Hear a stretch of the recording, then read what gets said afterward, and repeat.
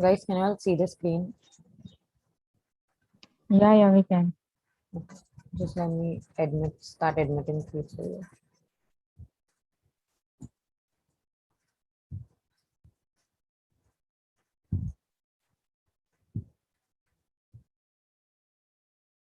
Yes, Janvi.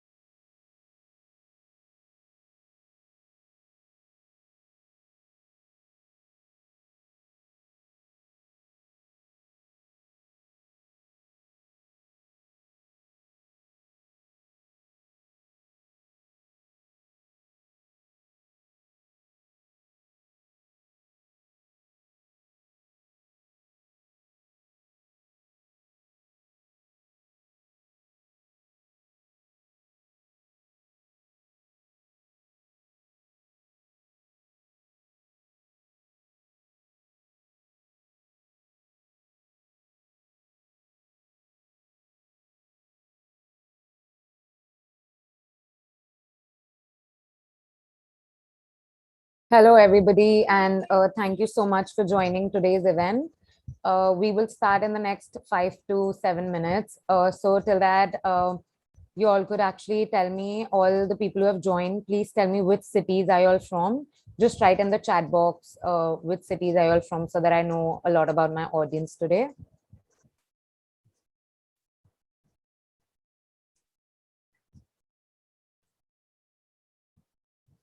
Ranchi, Chennai, Bulandshahr, UP.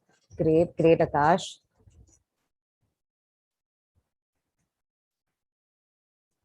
Bangalore, Ghaziabad, Nagpur, Maharashtra. Great.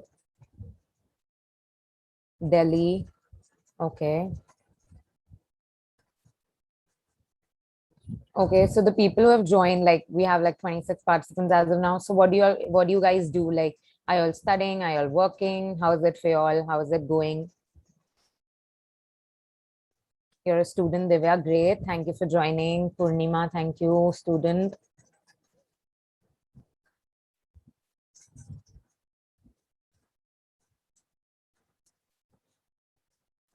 We have a PGDM IMI Kolkata, Akash. Thank you. Third year student, BSc student, Akash. Okay, great.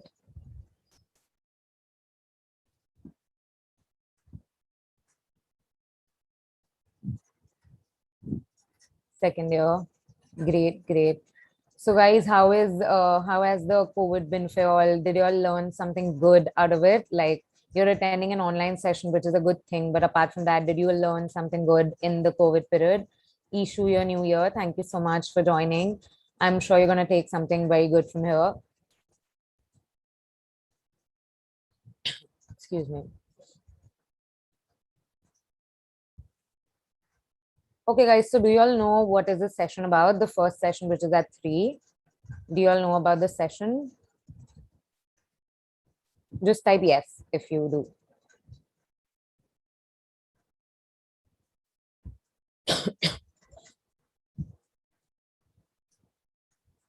No. Okay, no problem, issue. Ishan knows it. Great. Okay, okay. Okay, yes, some people do know it.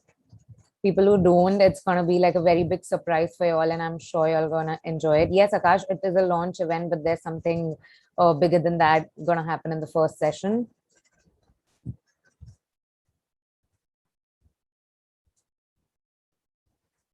Let's go with the flow. Great, great. Okay, so last question. Tell me if you all are excited or have you all attended like the first session so you all might know what is going to happen.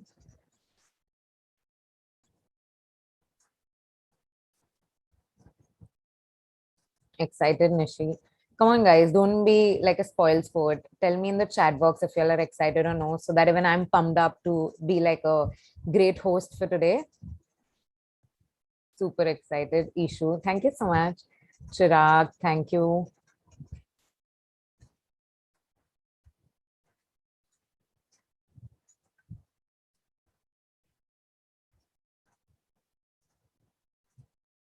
Okay. So, till other people join, I will just tell you a little bit about what are the instructions. We'll go to the next slide. Just put a thumbs up if you all could see my screen. I'm sharing my screen. So, is it visible to all of you guys? Just put a thumbs up. Waiting for the stress relief in COVID times. Great. I'm sure you're going to learn a lot about stress management in our sessions. Great. So you all can see my screen. So before we start, I have a few instructions for you all to note down so that you all don't do anything wrong. First and foremost is raise your hand if you want to speak. Do not use foul language. Do not interrupt when the speaker or another participant is speaking. Um, do not spam the chat box. And this is a very important thing, guys. We've noticed in the last sessions as well, a lot of you people have not filled the feedback form, and hence you won't be getting the e-certificates, because feedback form is basically how we send those certificates out. So if you all don't fill the feedback forms, you will not be getting the certificates. And if you're getting, we do send you all mails about the invites. So you make sure that there are times it comes in the spam folder or something. So you all make sure you make it into the primary, so that next time we send you the mail, you get it and you can directly join from there. We'll next go to today's agenda. So today's agenda, first we'll be having introduction. Then we have the guest speakers, PR Shijesh and Vikram Kant with us. And it's going to be like a very special session. I'm sure it's going to be very helpful for you all.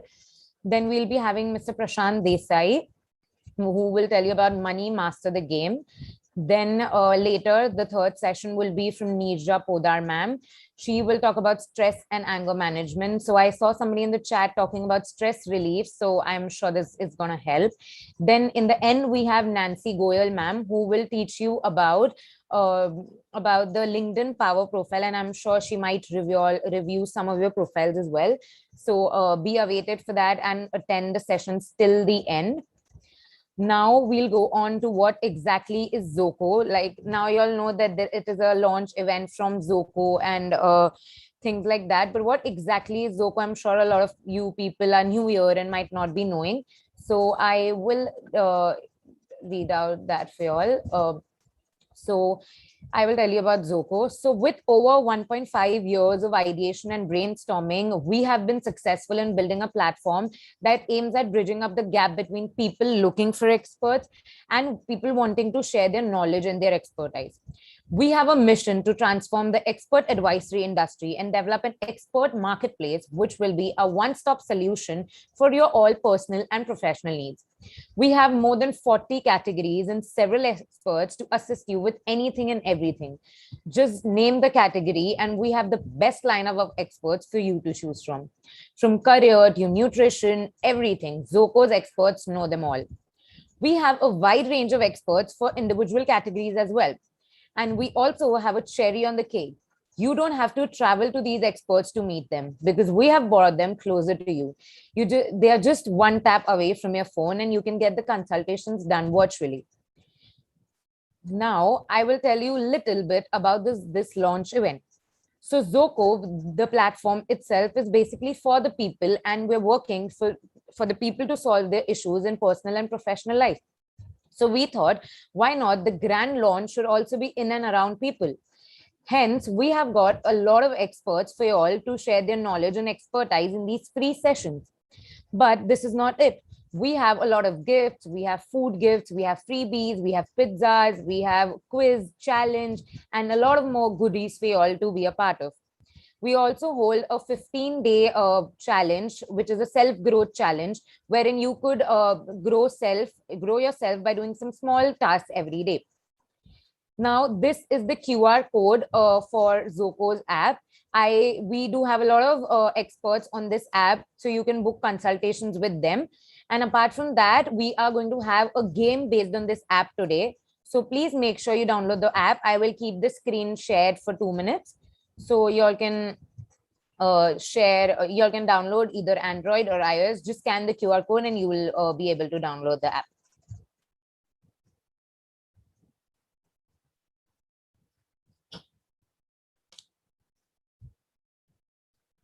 You can download the app, and we also have, like I said, in a few breaks in between, we're going to have a game based on this app and its details. So make sure you download the app right away.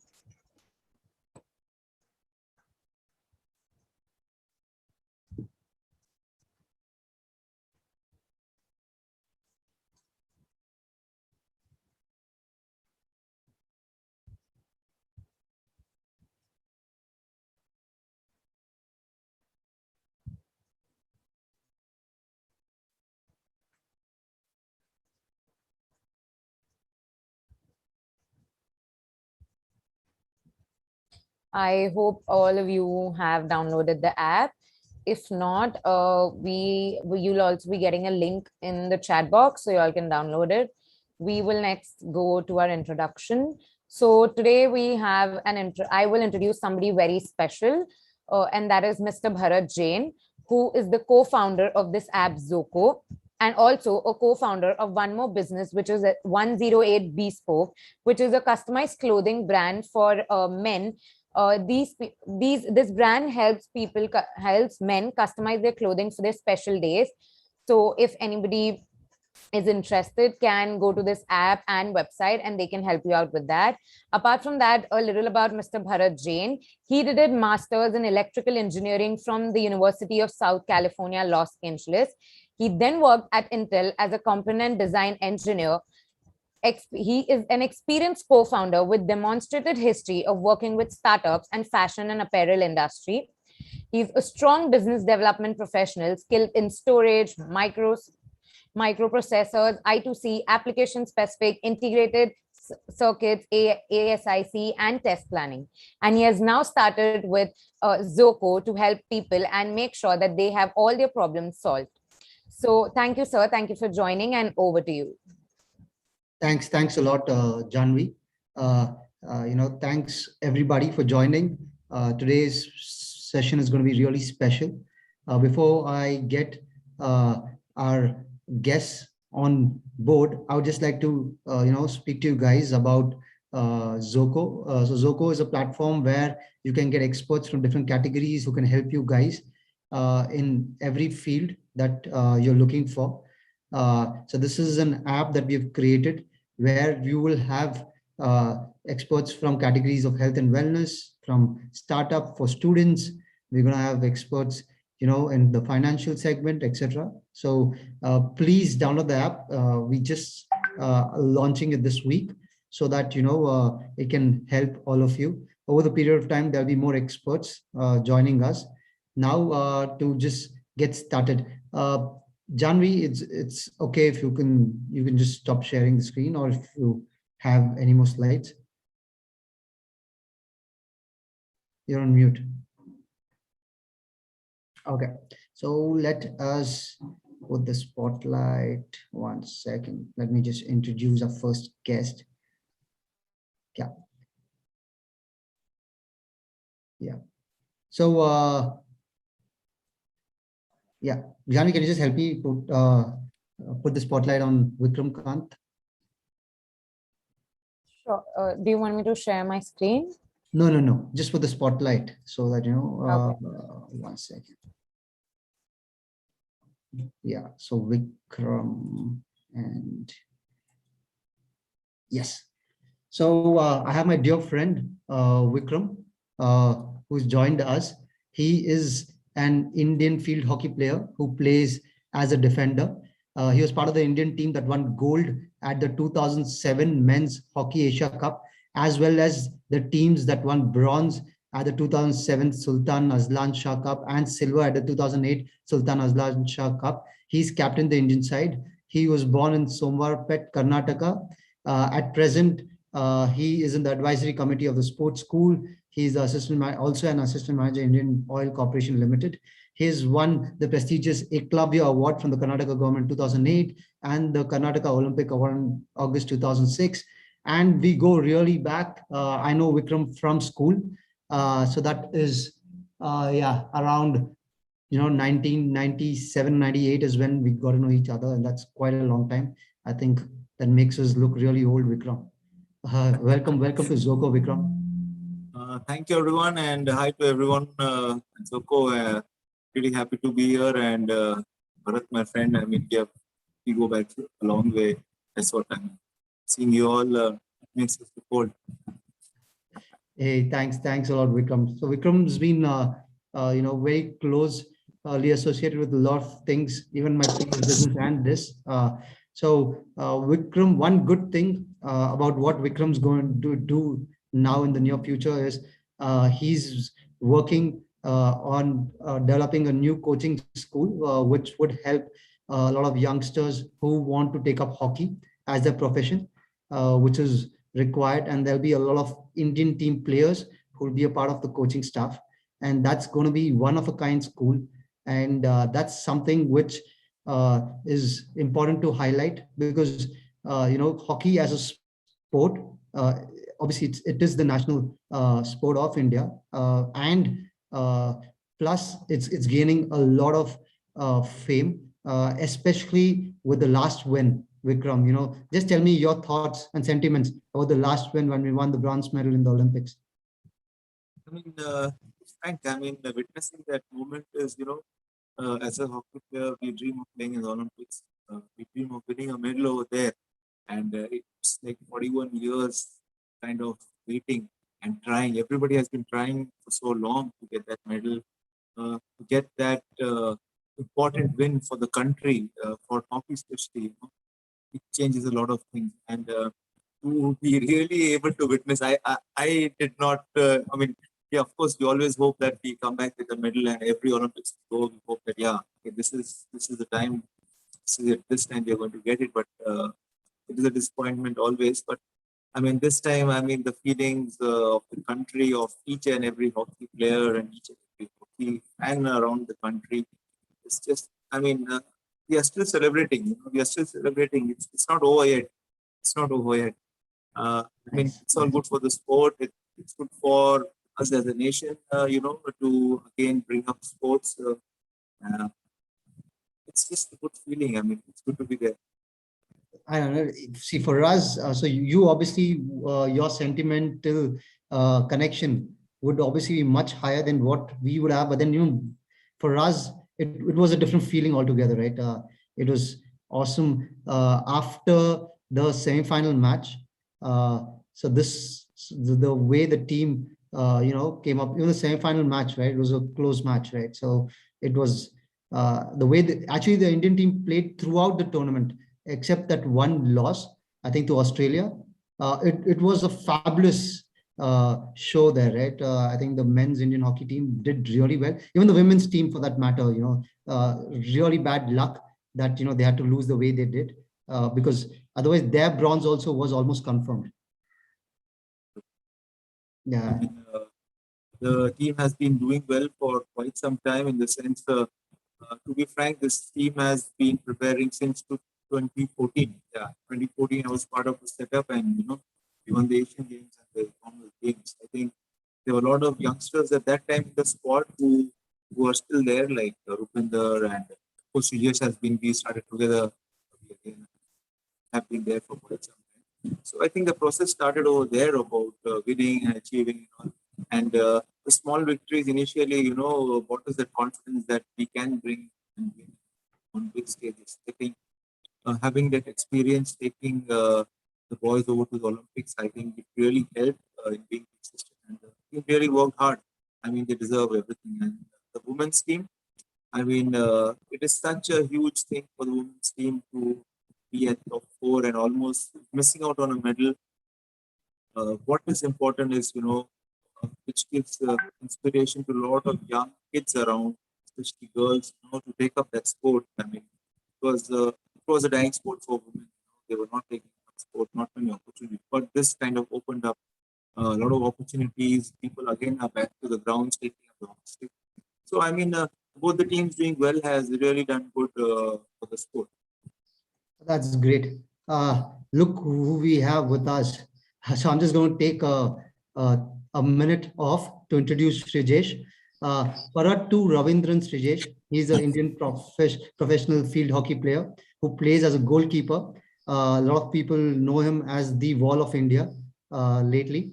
And Srijesh has played a vital role in the Indian national team's bronze medal win in the Summer Olympic men's field hockey tournament. Srijesh was born in Kizakambalam village. That's called Kizakambalam, brother. Oh, I'm sorry. I'm sorry, Srijesh. That's quite a twister.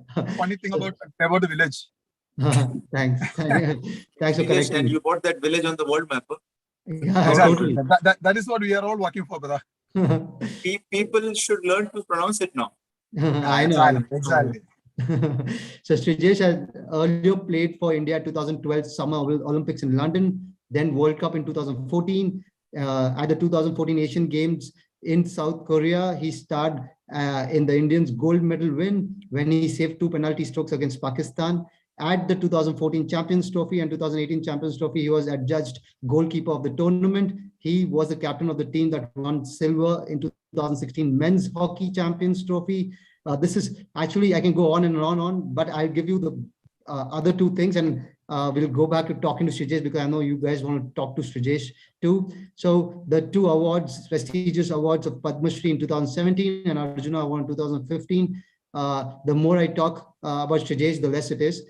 He's a superstar, and everybody who's followed the Olympics win, he was just like the wall. There are a lot of videos that are circulating, and if you've seen it live, Srijesh, it was a treat to watch you, man. It's like there's nothing that could go past you. Thank you very much. But it's anyways, it's after all, it's a team effort. Collectively, everyone do their own works in a small part. But goalkeeping, when it comes to comparing the players versus goalkeeping is a thankless job.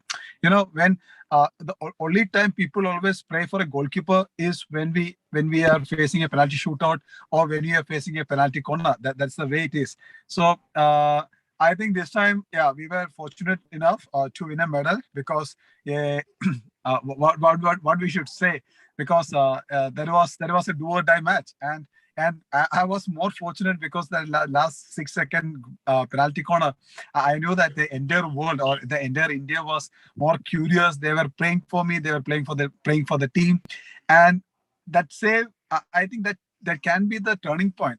It either can go to the right or left, because if I saved, okay, we won. If I didn't, then it's going to be a penalty shootout. Then I don't know what is going to happen. So probably that is why that situation become very exciting, and that is why that is why I think everyone started to consider me as like, oh, like a savior. He is a savior. Totally, people don't have to consider it. That was the truth, right? Yeah. So if I look at that again, I get scared. Seriously, I don't know how people watch that, but if I watch that scenario again, then that's why. Sorry. No, that's okay. That's okay. Please. So if I watch it again, then I used to get double-minded. What happened if I would have considered that goal? What happened if I that if can put more pressure on me? I can understand what you. I would have been more happy, going to the shootout, because I was more confident with shootouts and Srijesh being under the post. We never lost when Srijesh. No. But there is a difference, Vicky, because you know that we came back from 3-1. But if Germany, if they could draw it, 5-5 drew, then they do have some sort of mentality advantage, that kind of confidence advantage with them, because they faced that they took the lead, then they went down, then again if they come back, they get some more confidence than us, and automatically that in our team we had 10 newcomers. So I don't know how they're going to take that pressure, because facing a shootout in a medal tally match, that can put a huge ton of pressure impact on the players. So Vikram can imagine, because he is an experienced player, so he can imagine that Srijesh can. It's when it comes to shootout, it's not only about saving the ball, it's also about scoring the goals. If you are missing a chance, then I wish, seriously, Vicky, I always wish that I don't want to face any shootout in a crucial match, because it's not a doubt on me. I can save. I'm promised that I can save at least 3 shootout, that's for sure. But it's about how the players are going to manage that situation. So if we are getting an opportunity to win the match during the time, that's it. So we just need to kill that there itself. True. And at such a point, at just such a juncture, everything lies in that, like you said, last 6 seconds, right? So it's that's the importance. That's what I said. So normally in a hockey match, if someone score a goal, if the score is 1-0, everyone asks who is the scorer. Totally. Okay, totally. So when a team loses by 1-0, then suddenly everyone asks who is the goalkeeper. So that's the impact is. So that's how the goalkeepers are treated like, or okay, we knew that goalkeeping is a thankless job. So in that 6 seconds, definitely 6 plus 40 seconds to get us prepared for the penalty corner defense. So that 46 seconds, I think the entire India was listening, hearing only one name, that is Srijesh. Totally. The goalkeeper. Srijesh is the goalkeeper. So probably because of that's why I get these kind of, that hero image, because that's the time. It is like Sachin Tendulkar facing the first ball or something like that. So everyone is praying, "Arey yaar, out na ho jaye." So the Correct. same way, "Arey yaar, ye goal na ho jaye, Srijesh, bacha do, Srijesh." So that things, that's the one place I felt it like, yes, we are getting some sort of identity now, and we are getting some sort of importance now. But then after that thing, I think I got around, around 20 or 30 calls, which always says that where we can go and buy a goalkeeper kit, or how Very should we nice. start the goalkeeping. So that's a great impact. That is what I think. As a senior player, I can influence the youngsters, Correct. dragging them into hockey or into goalkeeping. Correct. No, that's the beauty, right? If you have people who can idolize you, that's the Yes. dream come true, right? It's Exactly. something saying that I want to do what Shijesh does. And what you did was like hitting a six in the last ball of cricket, right? That's something what Dhoni does. So if I have to give the right example, because you just have one ball and you have to hit a six, is the impact that you created. Because if Yeah, that goal, like you correct. said, yeah, if you wouldn't save that goal, then it can go either way. Just by saving the goal, that was a medal, right? In the 6 seconds, Correct. it was a medal. Correct. You That was a worked, matter. yeah. And people think it just comes to these minutes, but then your preparation is not 1 year, 2 years. You've been there in the sport for years and years together. So the That's almost preparation is 21 years, Bharat. 21 years. Wow. Yes. That's quite a bit of hard work. That's what people need to know. So that's Yes.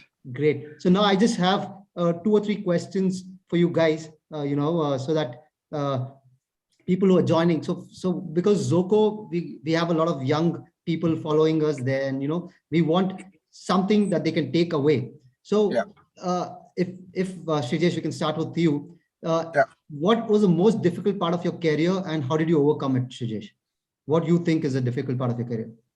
See, staying positive in the negative time is the toughest thing, because it's not a same way, or it's not a comfort zone, because there can be injuries. So I faced 2-3 injury periods during my career, and there can be some performance up and downs where you feel it like, what do I do now? Because you are seeing yourself going down and someone else is performing really good. So Correct. you put yourself into any insecurity. 1 second. No, that's it. So you are putting yourself in an insecurity place.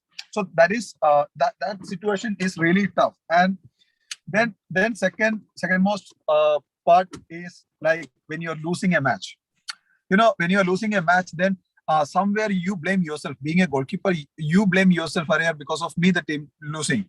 So Right. that is the areas it's really tough for a player to overcome. But the only fact, or only thing which always supported me is like a feeling of, okay, this shall pass, or I can work hard. Because losing the hope is something, what do you say, it's like giving up.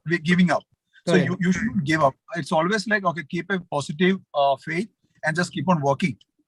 That's great. No, that's something which youngsters should know, right? You will get difficulties. Exactly. That's an important factor, because if people always think is that, I started working out today and tomorrow I should get a result. That is not going to happen. That is why I mentioned that 21 years. So when I started mixed medal after 21 years, that's my 21st year.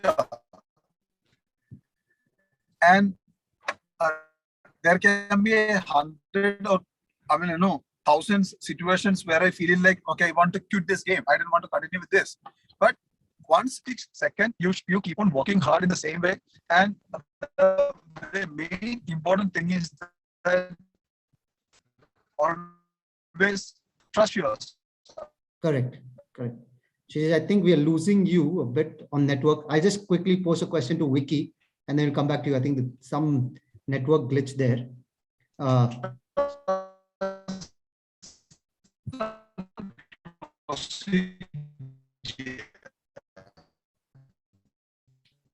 I think, yeah, because I think, so Vicky, so what about you?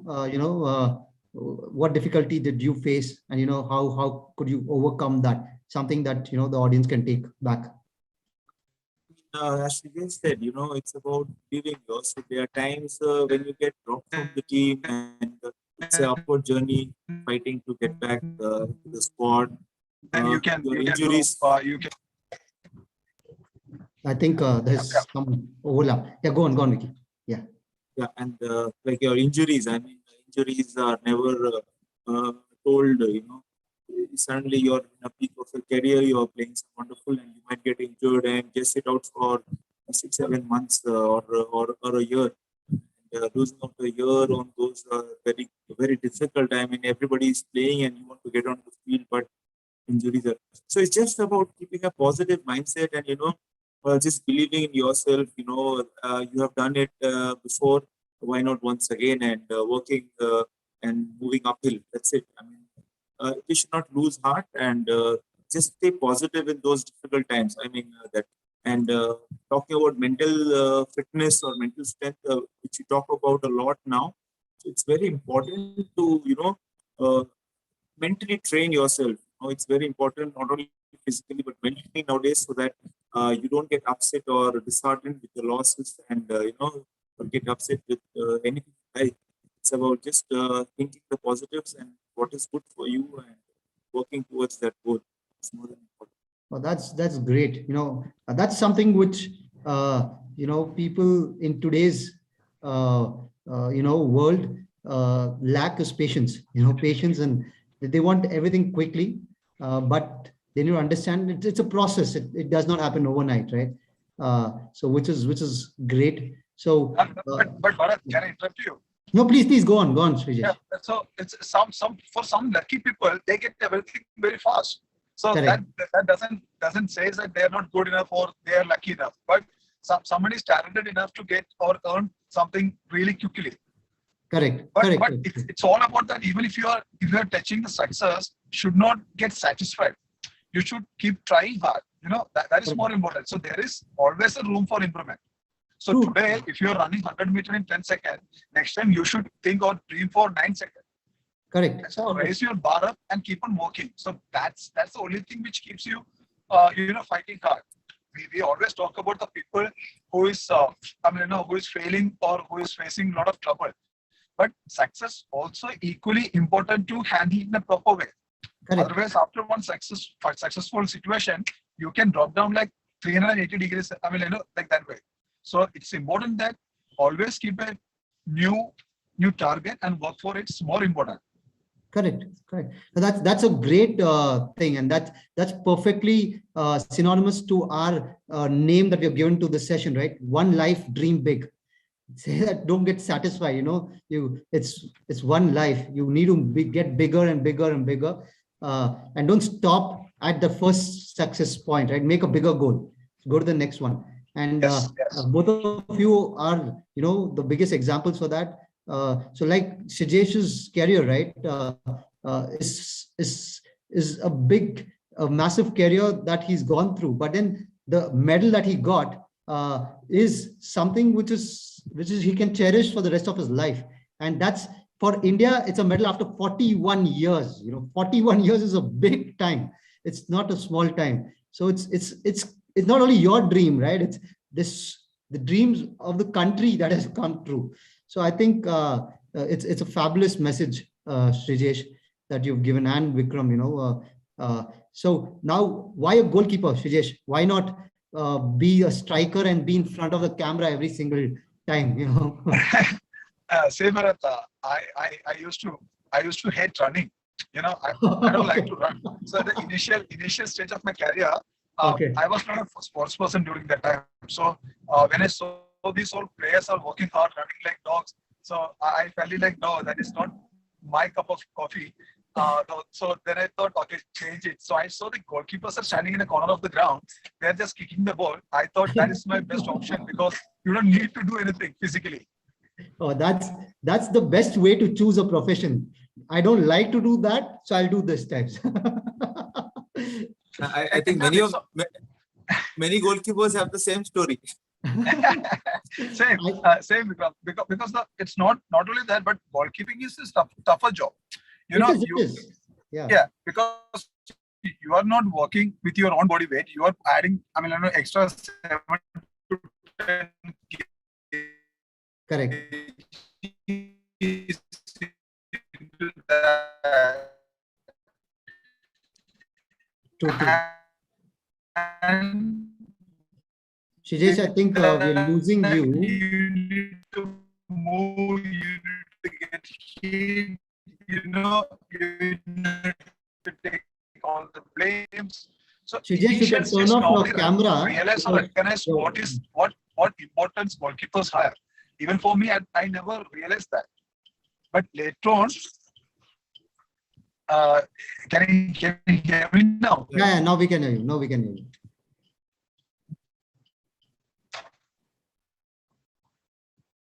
Go ahead. Steve. Hello.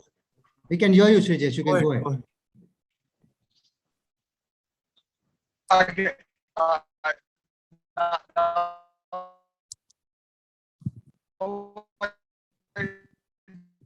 I think, Shijesh, we have a network problem there. Your voice is breaking.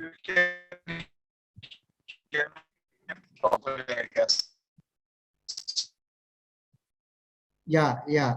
I think I'll just push the question to Vicky and then come back to you. Yeah, Vicky. So you are a midfielder, right? I don't know why I took up. Yes. Maybe I Sure. just. So the initial stage now.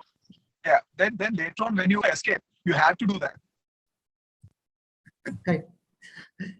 So no, I think from what I heard from Shijesh, his main point was why he chose goalkeeper was to not run, but it turned out to be more difficult than running. Might as well run with the ball than be a savior every single time, right? Because everything is on you. Like you might have 10 players trying to hit the goal, but only one person is, I mean, I'm sure you have defenders, but one person trying to stop it. Yeah. No, Vikram, can you hear me now? Yeah. You better So now. Vikram can make 10 mistakes. Nobody question him. But even if I make one mistake, that is visible on the scoreboard. So that is the toughest thing. Maybe I started playing midfielder because of that. Somewhere in the middle. People Somewhere are in the there to middle, cover yeah. in front and also in the back. And he take credit for the goals also. Okay, I gave the first of the score. So But Vikram is very well Bharat, placed. Yeah. but talking about Shrijesh, I mean, I think in 2003, 2004, I think that is the first time, I think in our junior days, I think Shrijesh, we first met Shrijesh coming into the junior camp. I think we were 1 or 2 camps older than Shrijesh maybe, and Shrijesh came, a tall, lanky guy again, and the pad during those times were really heavy in the sense, cane pads, and Yeah, and proper. once it gets wet, and it is double heavier, okay, and it never used to dry early fast, and the main thing what we need to say about Shrijesh is, he comes from Kerala, okay. It is not a hockey playing state or a hockey loving state kind of thing. There are athletes, there are volleyball players, footballers coming out from there, and Shrijesh was the lone person from there. Language barrier, uh, northern side. I mean, yeah, we were a bunch of South Indians, myself, Frijesh, Raghunath, and all used to speak in another common language, Tamil, because we don't know Kerala, this Malayalam, we don't know Kannada, so we used to talk in Tamil. That was the connection which we had, and I mean, that's that. I mean, we have seen Frijesh grow from there, and he just worked hard. He just worked hard. I mean, whatever he is today, or he's called the Wall of India. It's all his hard work, his dedication, and he's prepared himself well, and the results are there for everyone to see. So, I mean, our country is lucky that we have Frijesh as the wall for us, and he got us the medal after like 41 years, and we all are so happy that we have played with him, against him, and his kind of family, and which is, it's like a medal won by us. That's it. No, yeah, totally. Yeah. No, Bharat, that was a great thing. What he said, it's like the initial stage that was really tough for any player, because if you don't get into that comfort zone, then because normally from Punjab they used to be like 10 or 15 guys. So, and they do have a comfort zone because anything happens, they can go into their players and they support each other. But we like, okay, 3 guys from Karnataka, 1 player from Kerala, 2 players from Tamil Nadu. So we are all different state, but we found that, okay, Tamil is a common language. So that give us some sort of backup each other, So that was the stepping stone. That was the base, the base we laid. From there, I think we were there for almost 7 to 8 years, and until 12 or 13. Vikram? 14. I was there till 14. Then Yes, 14. Raghu was there till 16. Yes. So that was like a long time, and you don't believe you spend more time with each other than with your parents. So True. Okay, understand. So that's the kind of bonding. So it's not only for hockey but for everything. Going out, party, whatever you do with your young guy. So that's the base we build up, and from there, then once you are in that level, then you get experience. From there, you just go up. Correct. No, I have witnessed it personally, right? For people, they obviously Vikram and Shijesh know each other from hockey, and I know a lot of hockey players because of Vikram.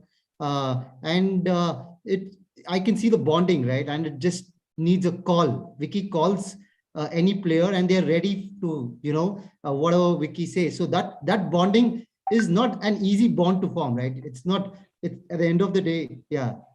So that's bonding. Bonding lies on emotions. That's with victory. We won together. We lost together. So and we struggled together. After training sessions, people used to get body pain, cramps, sleepless night, and those times you are the ones who is pushing each other. You are the ones who is there to support each other. True. That's the thing. Helped us to build that relationship. That's why after 6 years or 7 years, we are talking the same way. So even if I tell something, he can understand better than anybody else. So that's the bond during these years we created. And I don't know nowadays. Even those days struggle was much harder than nowadays, because now we are getting much better facilities. Correct. During that time it was like a dormitory and common toilets. Now at least we are getting 2 individual rooms, or we are sharing with one partner. So correct. The things are getting better nowadays, but those struggle helped us to be more stronger in our life. Hello.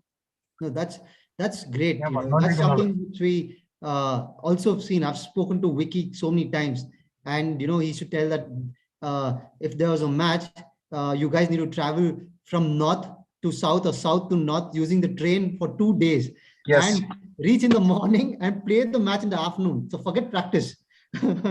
So that is the toughest thing. You don't believe sometimes you don't even get any reservation. So you need to wait. You RSC, and you need to ask somebody, can I put my luggage behind your seat? Because as a goalkeeper, I used to carry a big bag. True. So and sometimes it used to be like a punishment. Arey yaar, main kyun goalkeeping choose kiya? It's big bags. You won't get seats. And even if an RSC, then you need to keep it somewhere next to that toilet, or you need to pay that guy. Take it. 50 rupees, 100 rupees. Keep it with you. Give me in Delhi. But that's what such experience helped us to become what we are today. Even today, if you ask me to take a normal public transportation, I am ready to do that, because I do had a great base on that. Correct. No, I think, see, this is what the youngsters need to listen to, right? If you just talk to them about the glamour and Olympics medal, they don't understand where things have started. It didn't start in 2021 when you're standing in front of the goal trying to save that for 6 seconds, right? It started 21 years back. So that's the struggle. And, people need to know that you guys have traveled in trains to play matches for 2 days. If you have to go to Bombay, or Bombay is 24 hours from Bangalore or South, and Delhi is 48 hours, those days, the trains are 48 hours. And that's not a joke, that people, so you guys have gone through the struggle, right? And that's where this victory or success is even more sweeter. If the struggle is that hard. So for youngsters, nothing comes easy. This is a great takeaway point. You will be achieving your dreams, but it's not going to be an easy road, right? You will have to go through all the struggles. If you're positive, then you get to become a Shrijesh or a Vikram Kant, at the end of the day. So yeah, And yes. it's not about only going through this sort of situation, brother. It's all like you should learn something from that. You should use that. You should not, it should not be like, okay, I've been here, I struggled, now I need to win. No, you need to use that experience to, develop your, character or your mentality. Because I can say that if the situation same like this, that 6-second penalty corner, if it would have been come in 2012, I might have considered a goal. Because what happened? No, I'm a youngster without experience. That pressure, it was hard for me to handle it. Correct. But today, after Vikram was there in 2008 when we didn't qualify for the Olympics games. Correct. And in 2012, he missed the chance in the team, but still he was part of the preparation. We lost all the matches. So these two situations are like almost 8 years, we were under tremendous pressure. Correct. It's like people are laughing at us, people are making negative comments. People are saying like, okay, why hockey teams are going for Olympics games? Why these people are playing hockey? You guys are wasting our money. So after those all negative comments, and after those of that, being through that pressure situations, that gives you some sort of mental stability or capacity to handle that pressure. Wow. But it helps you somewhere. So today, last time in the losers final, when I was there, I was calm. I was not overexcited. I was not literally feeling like I was not in a tremendous pressure situation, because I've been through these situations before. I faced that. So that helped me. So it's all about, you should learn and you should use it. You should not be there and forget it. You should learn and you should use it for your self-development. Wow. That's a great learning, so that's something that the youngsters need to know, that every single thing, learning is constant.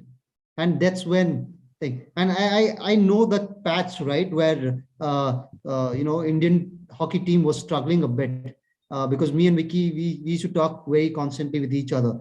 To come out from that is not an easy thing. It needs a lot of mental strength, like what Vicky was saying. Physical strength is okay because you're preparing every single time. Mental strength, people don't prepare for. That is something which youngsters need to learn, from you guys, mental strength. So that's really fabulous, and you guys have made us proud at a different level, and that you should know. Seriously, brother, Bharat, it's an important factor. To the parents should take care of that. Okay. To win, we always asking them or forcing them to win the things, but we should teach them how to fail. So once if you know that how to manage the failure, then you can do anything. Nowadays, why kids are getting into addiction? Why kids are, and the pressure, the expectations of the parents are like, my kid is the best. My kid is the world number one, or my kid. What we say, my kid should win this. So our expectations are like pressure for them. And somewhere parents are like protecting the kids a lot. Correct. It's like you are not putting them any such a situations. Like, I'm giving an example in Kerala. My dad used to tell the teachers that do whatever you want, but make my son a good guy or perfect student. Correct. But if nowadays, if the teacher hit a student, next time parents will go to the court. True. We've all faced that. So we all come from the same time. I remember Vicky and me have gotten hit quite a bit of times. And they have that knuckles and things. You remember, Vicky? Our parents were ruthless. They used to just give him 2 extra from my side also. Exactly. So the teacher hits us, the parent will come and hit him 2 more, right? It's like, there's no saving us. Yeah. So that's, I think, these 2 points are very important for everybody to learn and understand from is, at least for parents also, teach two things, right? One is don't be overprotective of your children. Second thing is give them a bit of leeway, right? Let them fail and learn from it. You just can't put pressure on them, telling that, you got to just be best in everything. It's not possible. You just have to teach them how to learn from their failures. That's an awesome point, Shijesh. Yeah. So During, I think when we started off, I think there was no mobile phones. We had to stand outside PCOs to make a calls back home or receive calls. I mean, phone was a luxury. I mean, somebody having is like something, okay. And then we staying away from family, like, north and, food habits and everything. I mean, there is so much to just learn from the experience we had. And, I mean, everybody has to go through those experiences, which would help them in their lives, I think. I mean, these experiences, like when we say the hardships of travel or stay or winning or losing, has made us much more stronger day by day. So like when we lose or something, it's okay. It's okay to lose. I mean, today you cannot win. So yeah, but we need to prepare for the next battle kind of mentality, and kind of perform when it really matters. It's not about every day we need to go out and just win, win, win. It's about just preparing yourself to win the battles in life ahead. I mean, ultimately, I mean, as we said, hockey is part of our life. It is not everything. Our life is outside the field where we spend time with family, and our lives. I mean, situations like our lives, we have spent most of our time away from our family. I mean, it's so difficult for our family, and they bring that strength to us, kind of thing. They let us go out and not worry about if our kids are not well. They don't tell us. They just tell, okay, don't worry about it. We don't get to know whether our parents are real. Those kind of sacrifices which they make. I mean, if you just listen to them, they are just, we are just lucky to be part of their journey and kind of make them happy, kind of thing.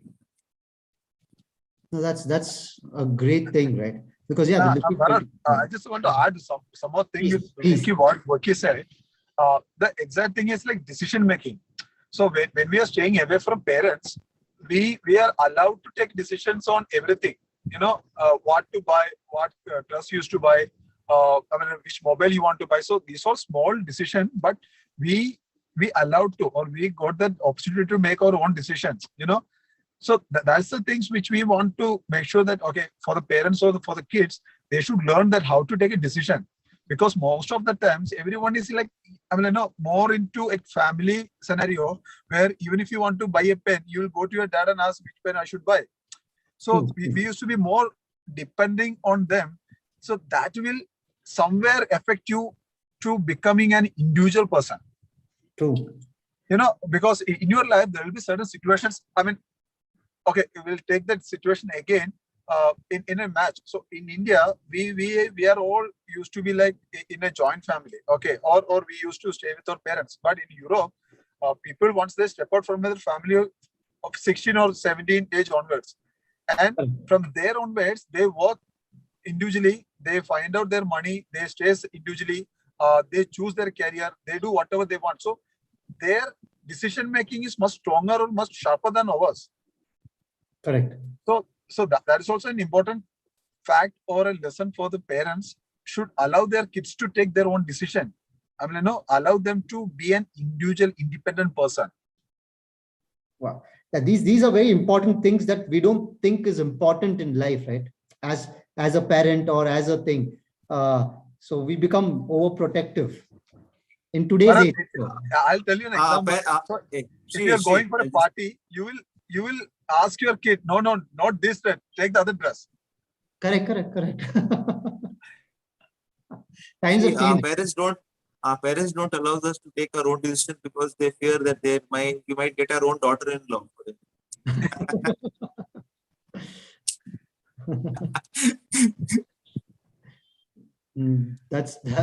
That's true. And plus, what happens in today's age, we are overprotective about our kids, right?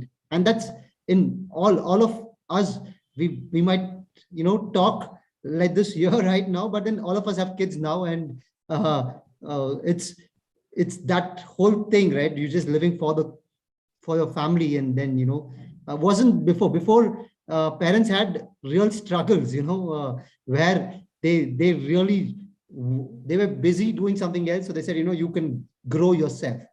That is reducing now. I think that is not there much prevalent right now, which is good and bad, but I totally get it, right? There are certain things which parents don't think, they don't mean, it's something that doesn't cross them. They don't know that they are doing this to the children by taking every decision of theirs. They're probably not helping them learn how to make decisions. That thought should now come in, I think, and obviously make them go through some struggles, so that later in life they know how to take up struggles also, right, in the right stride.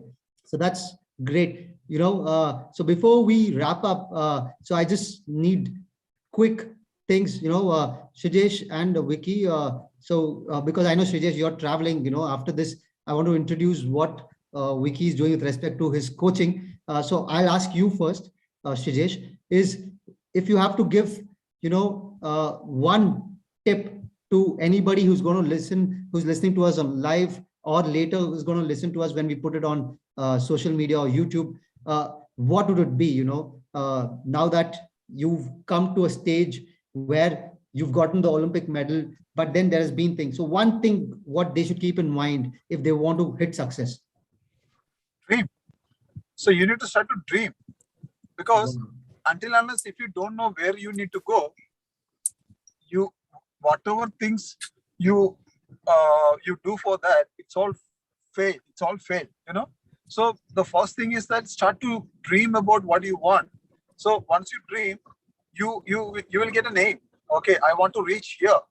So once you get an aim and a dream, then definitely you know the way how to reach there, and the important fact will come there. It's like dedication and hard work. Right. So the important fact is that you learn how to dream. Just get a dream and make your plans to reach there and work hard. Right. Because the entire world, I'm telling you, the entire world, okay, it's about hockey, then another 120 countries are working hard every day to win an Olympics medal. So if I say, no, I got an Olympics bronze medal today, okay, I'm happy, I'm relaxing, then I'm going down because somebody else is working harder than me. So it's all about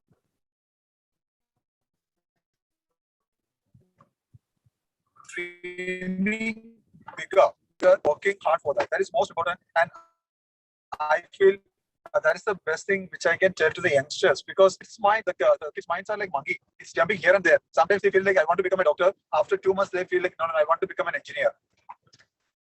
So you just confirm with one thing, what you are dreaming about, what's your passion. So once you confirm with that, that dream will lead you, and that will give you energy to work harder and to achieve that.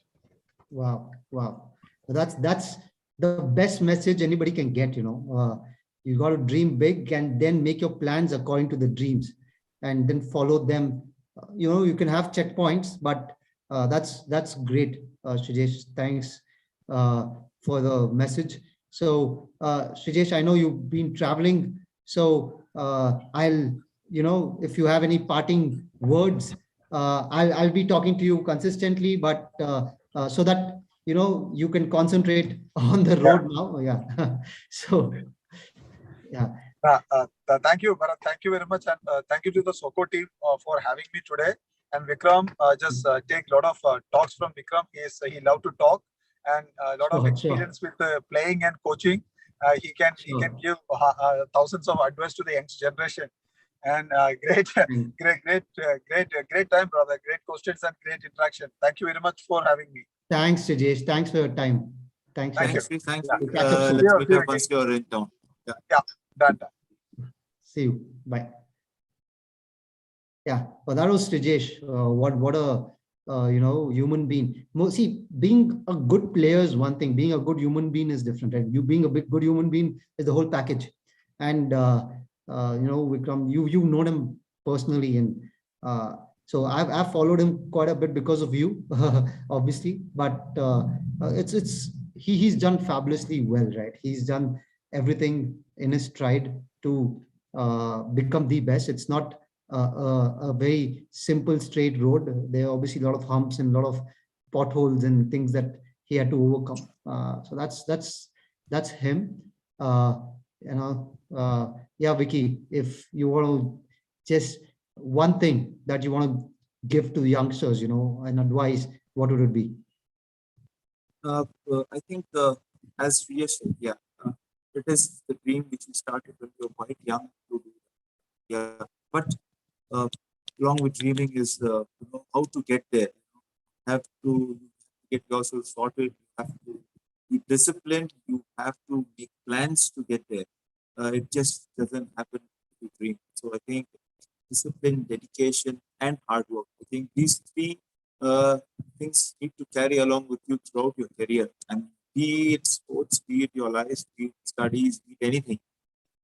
So I think if we follow uh, the three mantras of dedication, hard work, and discipline, I think sure we are on track to achieve greater goals. Nice. And I mean that's what it is. We work for achieving success. We work for being the greatest. There is no shortcut to be great. It took 21 years, 60 years to get that medal. So it's way it took years for anybody. So that's what it is. I think you dream big and really plan and dedicate your life towards that goal. So that's you know, summarizing this whole talk that we've had today, right? It's one life, dream big. It's perfect. You know, you dream, you make your checkpoints, and you make sure you're going there. You will, if you're dreaming big, it's not going to come easy, right? And if it's going to come easy, you're not dreaming big. It's it's as simple as that. Uh, and I personally know, because I know you as a friend from school. I know what struggles you've gone through, right? It's not uh, easy. You know, the end always looks like, okay, you've gotten there types, right? Nobody knows the path. Nobody talks about the path. So everybody talk about the bronze medal, but nobody's going to tell that, you know, what it took to get the bronze medal. So that's the most important thing. And once you enjoy that struggle also, because you know you're going to get to the destination, I think then you're not looking at it as a struggle, right? You're just looking at checkpoints that you're taking, right?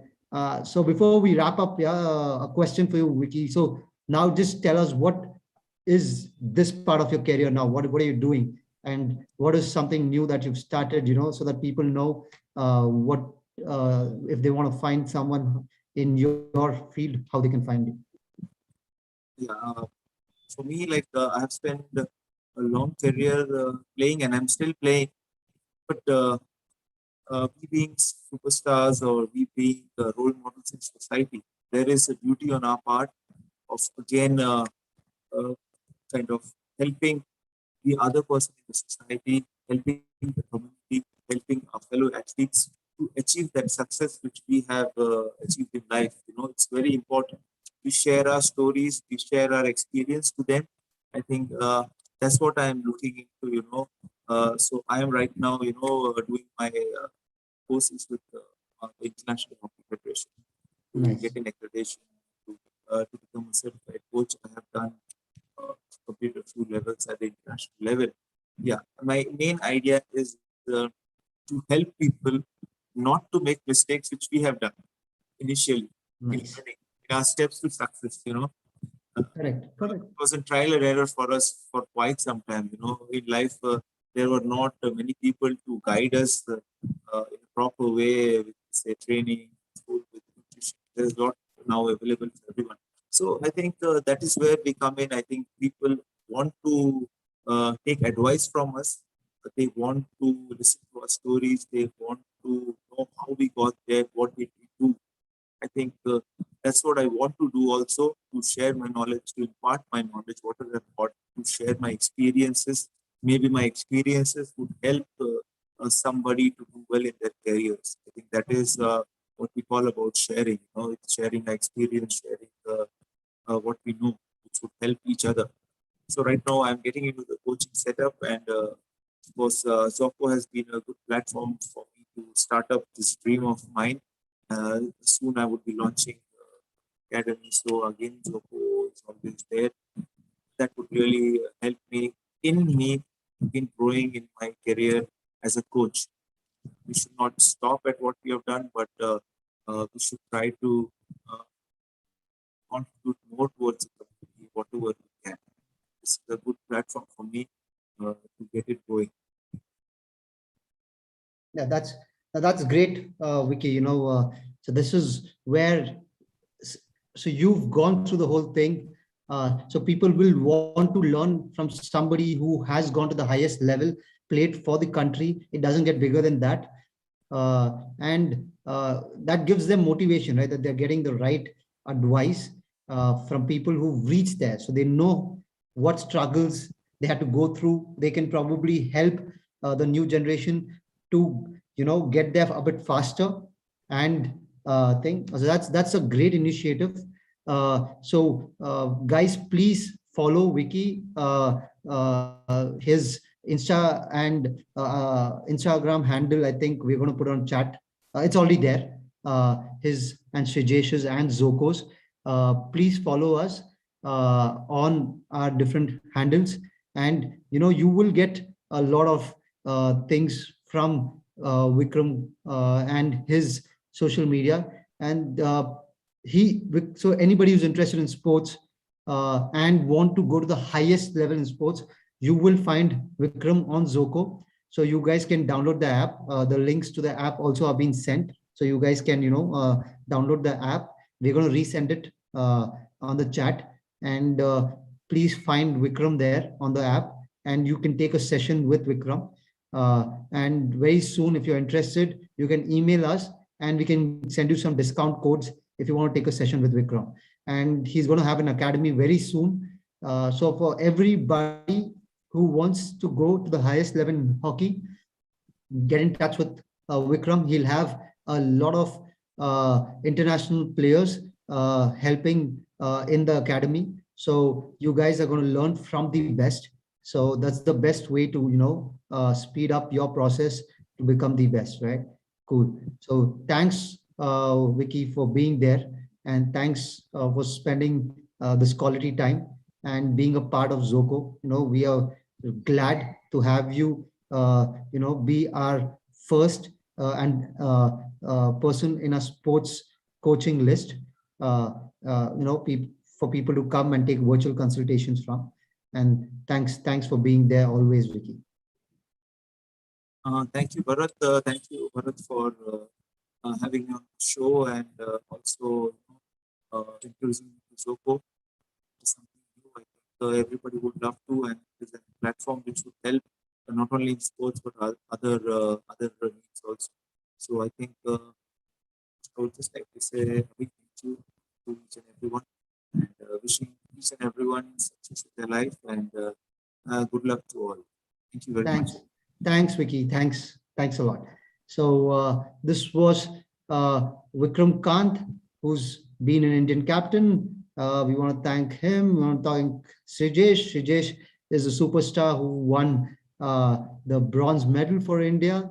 If I had to be a bit blunt, it was almost single-handedly at the end, because the amount of goals he saved, if you could convert and if people start tallying the amount of goals he saved, then probably he's the highest goal scorer, sorry. So that was Shrijesh.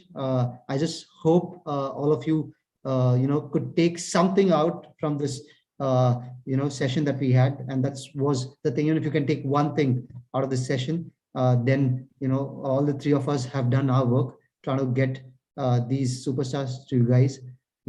Thanks a lot. Thank you, Vicky. I'll see you on the other side. Thanks a lot. Thanks a lot. Take care. See you then. Bye. So, guys, thanks for tuning in and for sticking around with us. We are going to post, for people who've come a bit late, we're going to post these videos on YouTube and on our social media very soon. And Janvi can give you the details of those handles. And again, please download the Zzoko app, follow us on Instagram. There's a lot of things that you can get. You can take sessions with experts. You can ask questions to experts.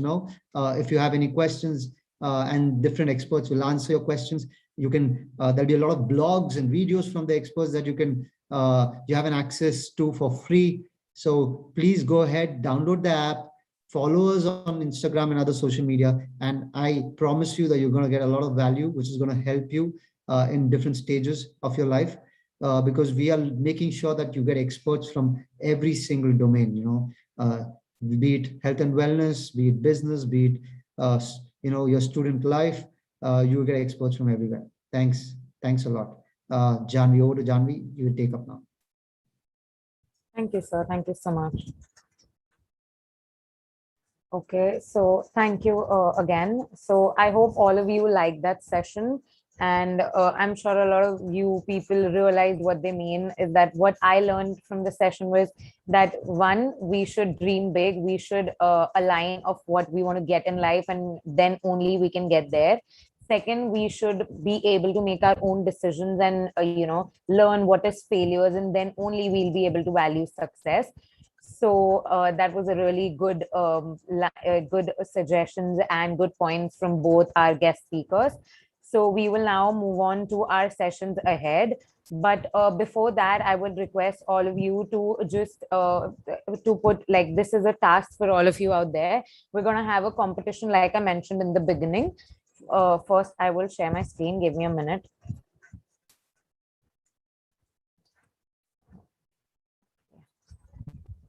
Okay, so this is, like I said, this is the app. You all can download it and book your sessions with whatever expert or whomever expert you're looking for, and they will make sure that you have all your issues and all your questions solved. And it is, it is really important for you all to get suggestions from an expert rather than talking to different people about different things. Expert really helps because they have like a year of expertise and they can help you in whatever and anything you want to. So we will now begin our second session for the day, which is going to be by Prashant Desai, sir. But before that, I just have a task for all of y'all. It's going to be an Instagram story. So now when y'all are listening to Mr. Prashant Desai, you have to post a lot of stories and, tag him. And of course, write something creative on the stories. And we'll choose around 3 best stories. And we will be sending them ice creams or pastries. We will tell you that later after this session. So make sure you tag Zzoko and Mr. Prashant Desai and write something creative, quirky on your stories, put some taglines or put your experience, and the best stories will be getting an ice cream or a pastry. I will let you know about that. So we will now move to our first speaker for the day, from Mr. Prashant Desai. Mr. Prashant Desai is a chartered accountant and All India ranks 4th rank cost and works accountant. He is at present senior director at Everstone Capital, currently second to Burger King India as head of strategy and investor relations. In 2017, he co-founded an exciting Made from India technology and Let's Sports brand called DFY. He has also worked with the Future Group, Rare Enterprises, Rakesh Jhunjhunwala. He was also the CEO and MD of Financial Technology, the promoter of MCX, IEX, DCCG, SGX, MSCEI exchanges. His achievements are not confined to finances. He is also a speed reading coach and has trained in flow optimal state of consciousness where humans perform their best and feel their best self by Flow Collective research on peak performance. He has also completed over 30 times half marathons at the Standard Chartered Mumbai Marathon. Wow, I mean, that's something. He brings the experience of 25 years in both running and creating business. Do you want to listen what he wants to say to all of you all? So please stay tuned and listen to him. Over to you, sir. Thank you, Janvi. Truly appreciate everybody joining in. Sorry, I'm in my car in Bangalore, so I'll be taking this session from the car. But first of all, thank you so much, Zzoko and Janvi, for that introduction. Yes, introduction is what it is, but today I'm here to discuss something slightly different. This has been a personal passion of mine, which is to educate the youth of this country, one, on making too much of money, because I believe everybody should achieve financial freedom. The only way to achieve financial freedom is by creating a lot of wealth. And that's why I chose the topic for the session to be Money Master the Game. And I'll begin with a small non-finance introduction that Janvi gave about myself. So I am currently 49 years old. I would say I've done reasonably well in my life, but it was not so. When I was 7 years old, unfortunately, I lost my dad. Because I lost my dad very early in my life, we were very, very poor. We were so poor that both my brother and I, we would get two pairs of clothes to wear. And those two pairs of clothes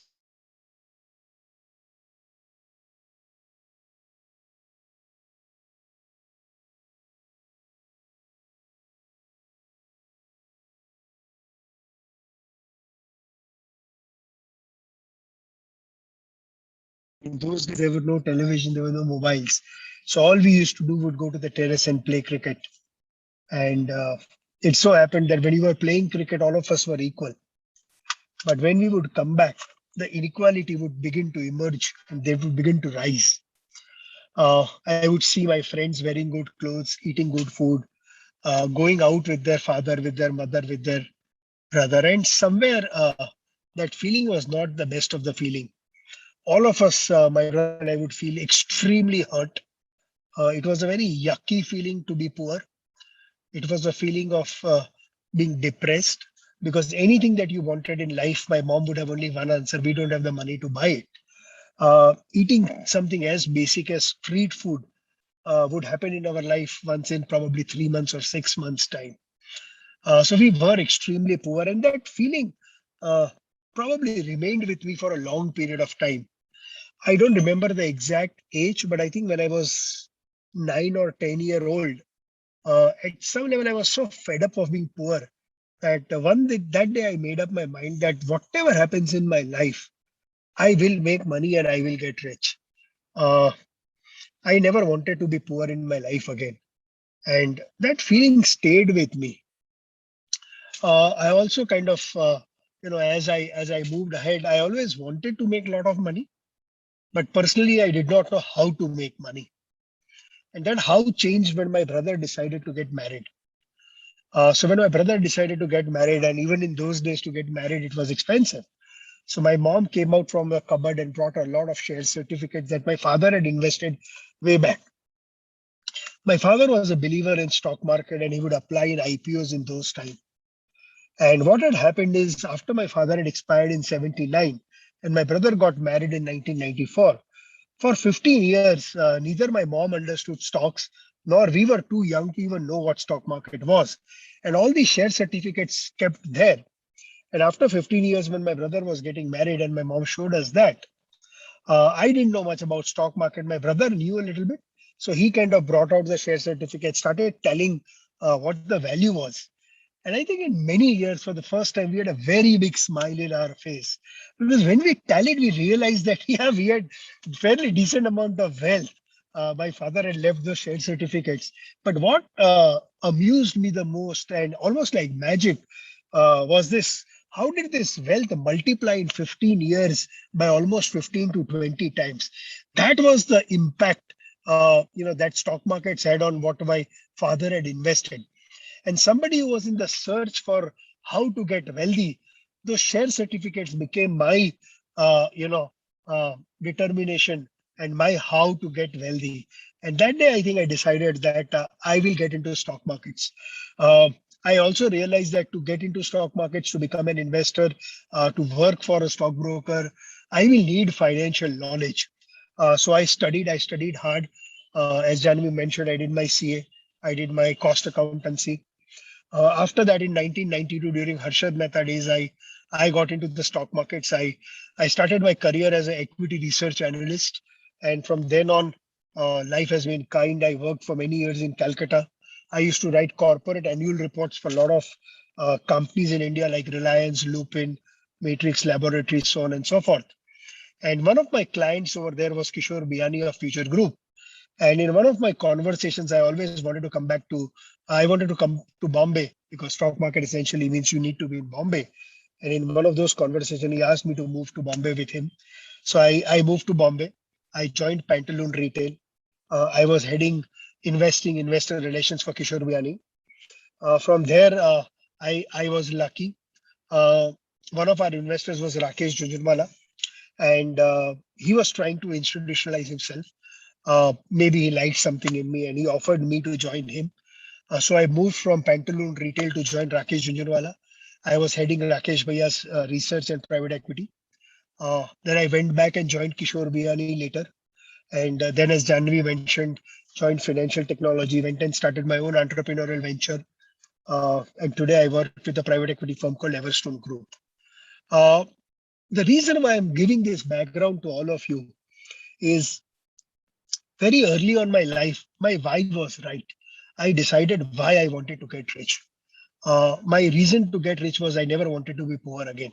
In fact, I have two daughters and I tell them that they can grow young without money.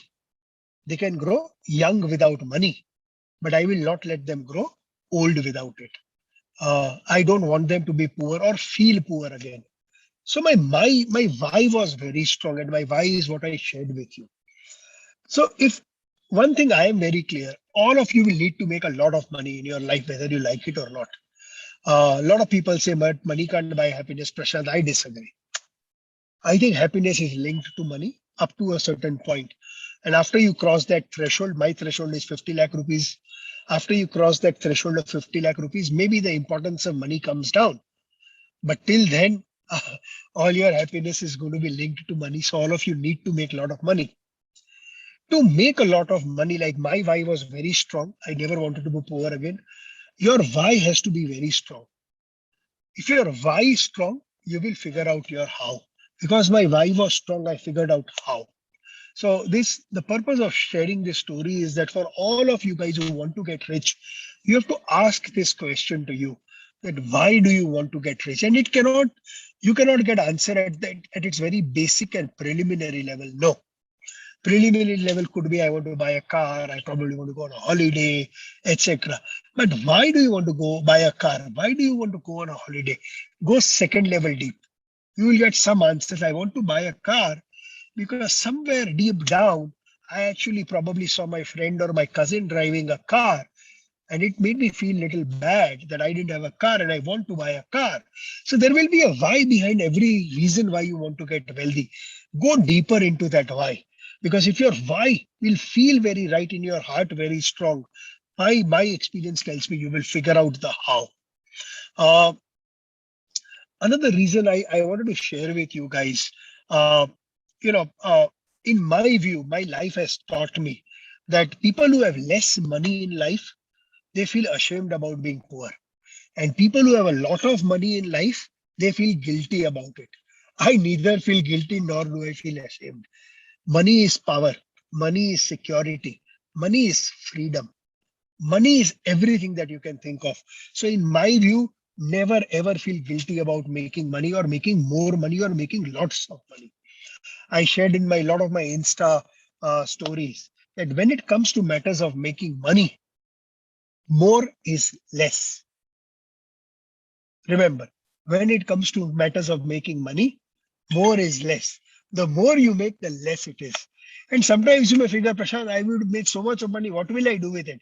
When you make so much of money that you don't know what to do with it, believe me, you will figure out a way to give it back to the society. Do good for the society.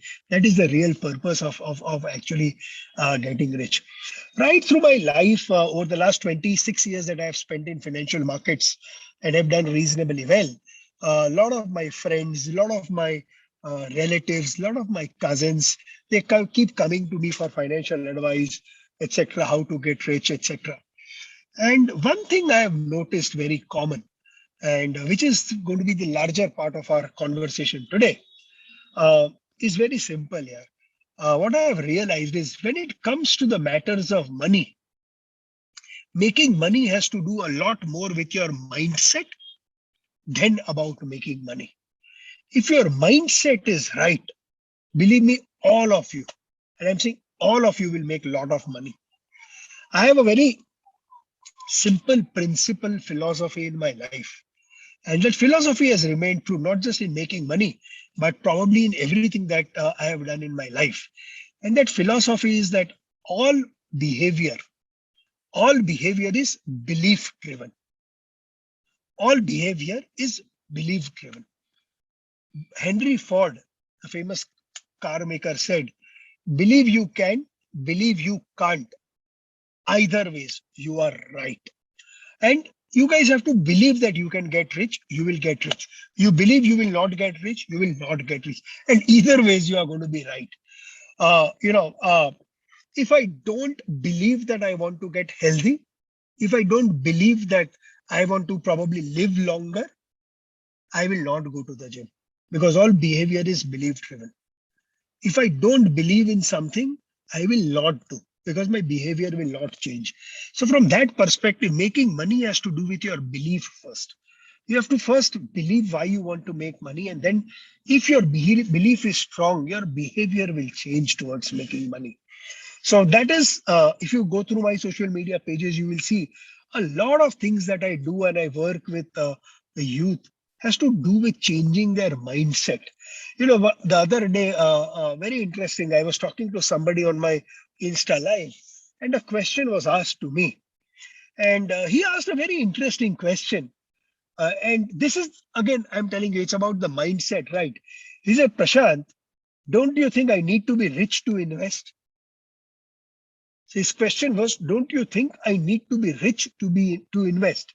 And I said, no, I don't think so. He said, why? I said, you need to invest to be rich. You don't need to be rich to invest, but you need to invest first to be rich. And it is all about that mindset.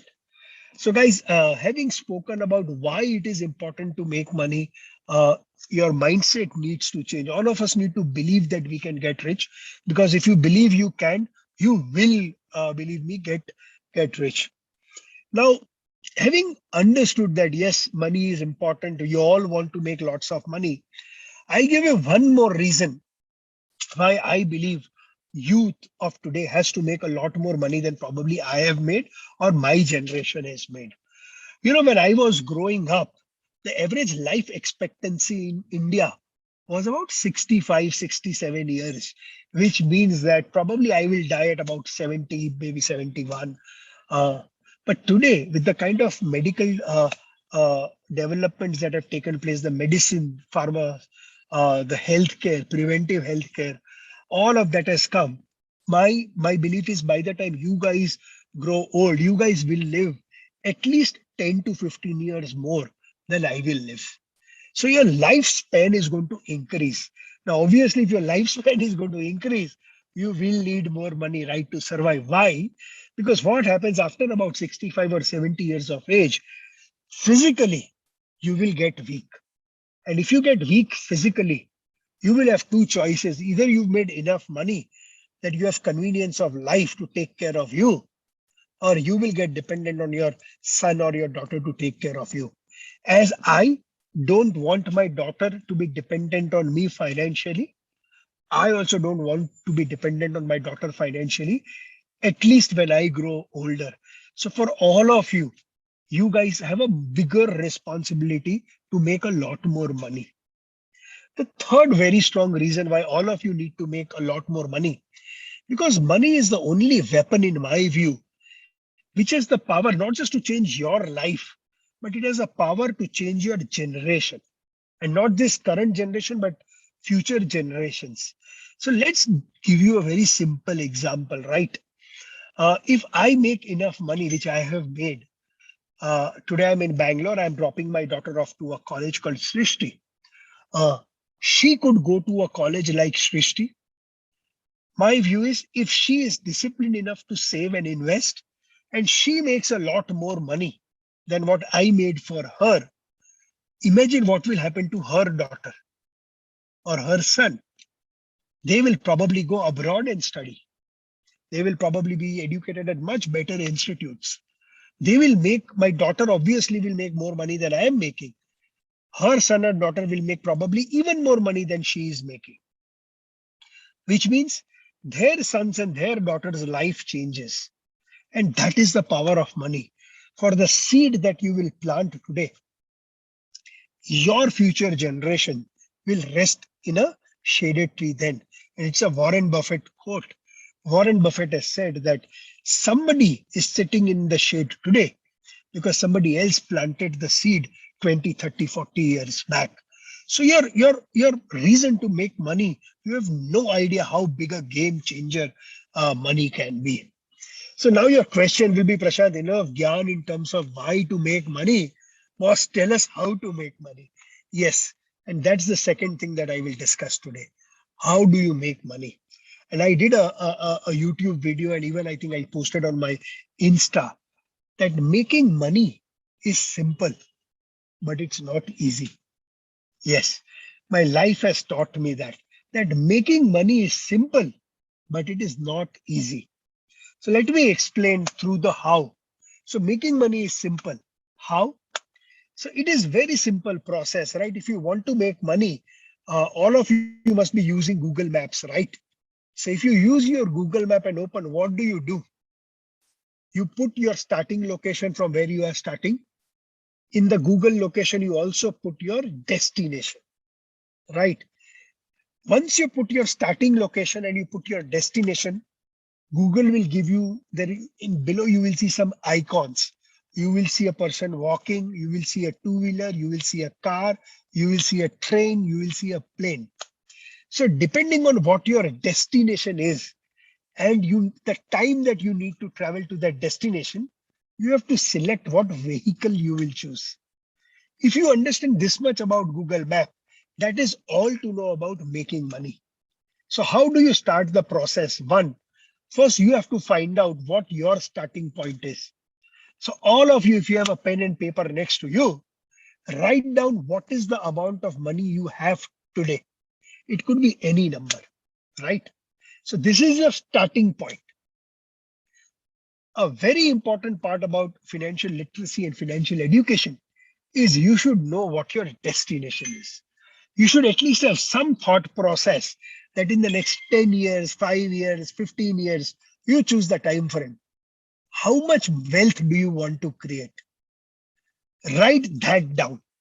I have X amount of money today.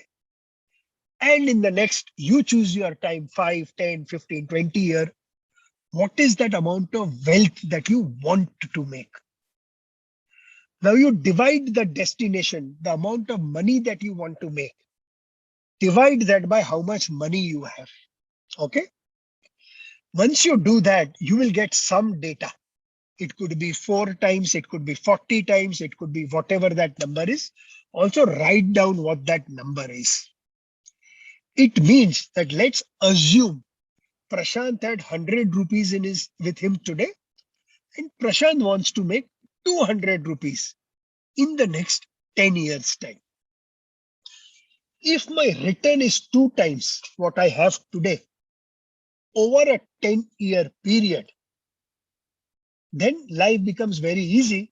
Then I know that if I want my money to double over a 10-year period, I need to generate a return of only 7%. That any Google will tell you, any Excel spreadsheet will tell you.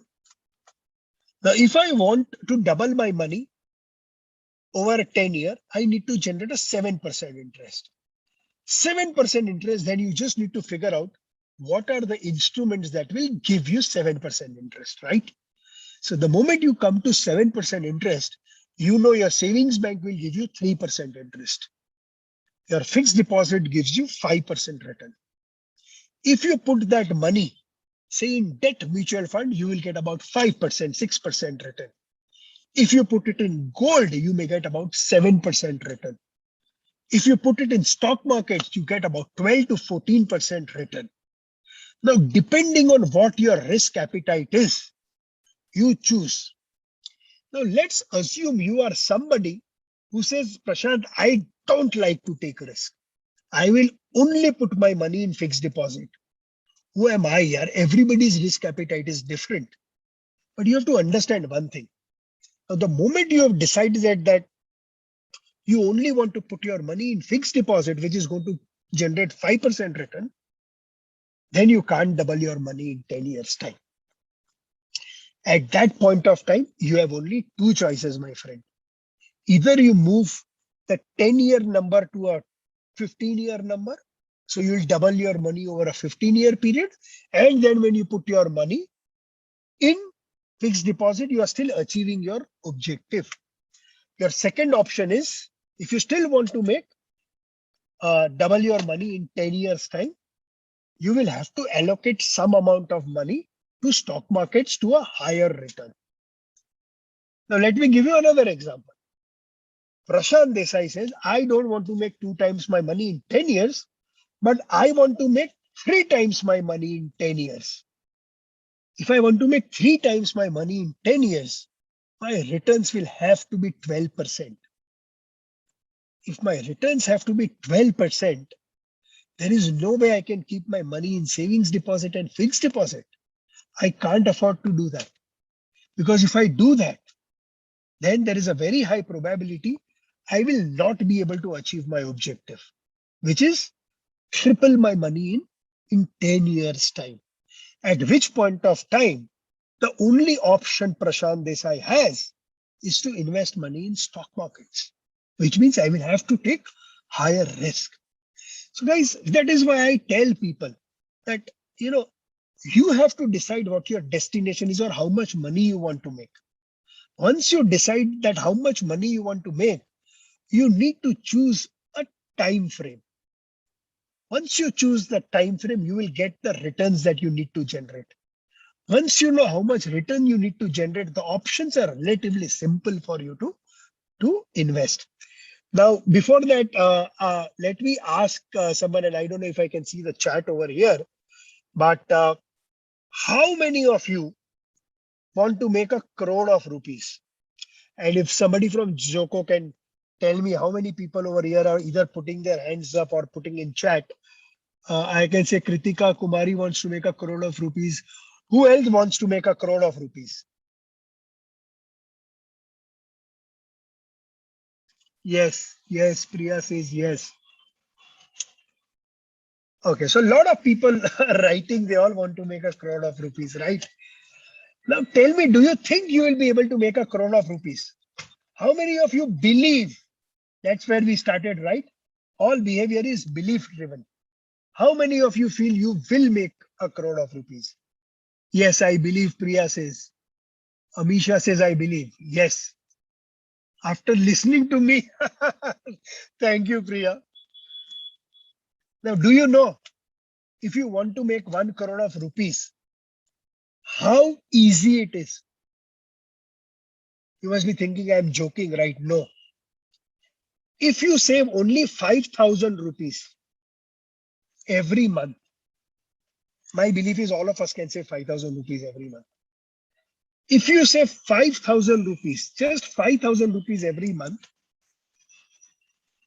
and you invest in an index fund, which is just a representation of stock market, in 25 years time, that 5,000 rupees every month will become 1 crore rupees. Can you imagine? For a lot of you, you are going to make a lot more money than that. You are going to save a lot more money. Instead of 5,000 rupees at some point of time, you start saving, say, 25,000 rupees a month. In 25 years, you will make 5 crore rupees. You will become a millionaire in US terminology almost. That is how simple it is to make money. But then why did I say making money is simple but not easy? That's because very few people can be disciplined, determined to save and invest 5,000 rupees every month. Suddenly they will see their friend buying a new pair of sneaker or buying new jeans. Suddenly they will say, okay, yaar, ye month 5,000 rupees invest nahi karta hu, 3,000 karta hu ya 2,000 karta hu. Sorry. Somebody just wrote power of compounding. The reason your 5,000 is becoming 1 crore is because you are letting the power of compounding work. You are sending your money to work. Not only are you working, but you are making your money also work for you. And when your money works like a slave, you get very rich over a period of time. But not most of us are not disciplined to save 5,000 rupees and invest them in an index fund every month. For those who can be disciplined to do that, I can guarantee you today, all of you will make so much of money that you can't even believe you can make. But for that, you will need to bring discipline.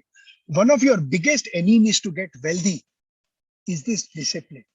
It is the same with losing weight. All of us want to lose weight. All of us know to lose weight, we have to eat right and we have to exercise every day. But are we disciplined enough to go and exercise every single day? Are we disciplined enough to eat right every day? We are not. And that is why all of us only dream about being healthy, but we don't end up becoming very healthy. And it's the same with wealth. It's the same with making money. Very simple. Don't do anything. Just save and invest 5,000 rupees every month. And don't touch it for a 25-year. Like my brother and I did not touch what my father had invested in stock markets for 15 years. The wealth multiplied by 15 times. It's the same with all of you. If you guys can remain disciplined, making money is the easiest and the most simplest of things to do. Another thing as a result of this, I want to tell you the how about the reality of making money. You know, in today's stock markets are at an all-time high. We are in an absolute bull market. You will have your friends or your relatives calling you and saying, buy this share. I am guaranteeing you this stock will go up by 20% in 1 month time. Do you know what does that mean? 20% in 1 month is 240% return. It doesn't matter what your relative, what your friend or anybody tells you. The fact that they are saying 20% return in 1 month, it is very high risk. And there is a very beautiful relationship between risk and return in life. This is the biggest thing that I have learned in my life. This is the most abused relationship in the world. Risk and return. Everybody, including everybody today over here, wants to take low risk but wants to make high returns. And that is where I say it is all about the mindset. All of you are hopelessly wrong. If you want to take low risk, you will never be able to make high returns, because risk and rewards or risk and return are like a ladder. If you want to make higher returns, you must take higher risk. There is no other alternative, whether you like it or not. You have to understand this relationship, and no matter what anybody comes to say, people will come to you with a get rich quick scheme, because they promise that you will get rich quick. You will get entangled in that. You will get drawn towards that, because we all want to get rich quick. But making money or creating wealth is running a marathon. It's not a 100-meter race. Empires after empires have got decimated where they've tried to run a marathon like a 100-meter race. So don't run marathon like a 100-meter race. In the first kilometer, you will collapse. And which is why I tell people it's simple, not easy, because there will be so many distractions in your 25-year journey that you will stop the power of compounding. You will interrupt it and you will destroy the wealth. Two other things you need to always keep in mind. As I said, risk and return are two straight lines. To make higher returns, you must take higher risk. But there are two other lines you need to be aware of. Those two other lines are what I call time and trade-off. In your wealth creation journey, to master this game called wealth creation, your best friend is time.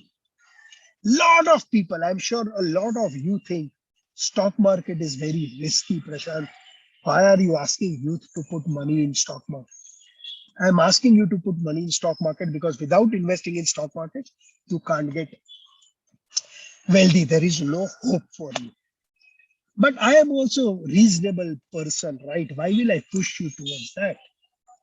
Because if you look at stock market, if you invest in a stock market with a 1 year view, the chances of you losing money is 50%. If you invest in the stock market with a 5 year view, the chances of you losing money is still 20%. If you invest in a stock market with a 10-year view, there is still a chance, 5% chance you will lose money. But if you invest in the stock market with a 20-year view, there is a 0% chance you will lose money. Zero. It is the biggest wealth creation engine in the world. But it creates wealth provided you remain disciplined as an investor for a long period of time. So in your life journey towards getting wealthy, time is your friend. The longer you go in terms of time, the risk reduces dramatically. And the last thing that you know is trade-off. What do I mean by trade-off? By trade-off, what I mean is not everybody will have the same risk-taking ability. Prashant may be a high-risk taker, and Janvi could probably be a low-risk taker. And there is nothing right or wrong about it. If Prashant can sleep well, taking high risk, and Janvi can sleep well, taking low risk, we are both right. But Janvi should never look at Prashant and say, "Yaar, Prashant to bahut lucky hai. Prashant is very lucky. He's so rich, yaar." No, that is wrong. Janvi, I am not lucky that I am rich. I am rich because I took higher risk. So never compare. You will always look at people who have wealth and you will always compare and you will see, shit, yaar, lucky guy. No. He's not lucky. He's put in the hard work. He's taken the risk. All of us love to abuse Mukesh Ambani and his kids, right? Itna paisa hai saale ke paas. Look at him. Bloody so rich. Why? Why do we look down upon people who are wealthy? Have you actually gone and tried to understand the kind of risk Mukesh Ambani or his father Dhirubhai Ambani took? Dhirubhai Ambani, as most of you know, was a petrol pump attendant here. From there, he built Reliance. When he died, he was obviously very wealthy. But at that time, he just had the petroleum business that he gave it to Mukesh Ambani and his other son, Anil Ambani. But look at what Mukesh Ambani has done with what he has got. From petrochemical today, they are number one player on the technology side due to Jio. Number one in retail, in the consumer side. Obviously number one in oil and gas. Today you and I are chatting because of him. Just imagine the risk that man has taken to reach there. So if I am somebody who is a low risk taker, I should not compare myself with somebody who is a high risk taker and feel bad about it. If you are happy taking low risk, that is the trade-off. Be happy. Don't get sad by comparing yourself with somebody who fundamentally is a high risk taker. I will never say take high risk or take low risk. But one thing I will say. First, I think everybody, all of us should have a very strong reason to make a lot of money. Because I don't think we can exist without making a lot of money. Our children's generation, their children's generation depends on some of the decisions that I take or we take today. To get wealthy, because risk and reward are two straight lines, anybody who chooses to get wealthy must take a risk. And the best way to take a risk is to invest in stock markets. And where if you take with a long-term view, the chances of you losing money is zero. In stock market, money compounds between 12 and 14% every year, which means in 6 years or 6.5 years, your money will double. Even something as small as 5,000 rupees becomes 1 crore of rupees in 25 years. It's an absolute game changer. So guys, remember some of these things, because one thing I tell you, I chose this topic for a reason. Money master the game. And I use this word game with a lot of responsibility. The other day I was playing chess with my 10-year-old daughter, and I told her, in this life, making money is important. In this game of making money, like in chess, don't be a chess piece, be a chess player. In this game of making money in life, don't sit on the sidelines. You will have to play this game. If you want to win something or win a game, do you think you can win the game without playing? No. If you want to win this game of creating wealth, changing the future of your generations, this is one game you cannot afford to lose. You have to have a very strong reason to make money. You have to figure out your why. You must take risks, and you must make so much of money that it will change the course of your generation. So thank you, friends. That's all I wanted to share today. We have another 10 minutes. If people have questions, I am very happy to take them. Janvi, you can open people's, you can unmute them. They can ask me questions. Sure, sir. Guys, you all can either write the question in the chat box and I can ask it to him, or you all can ask him directly if you all want to.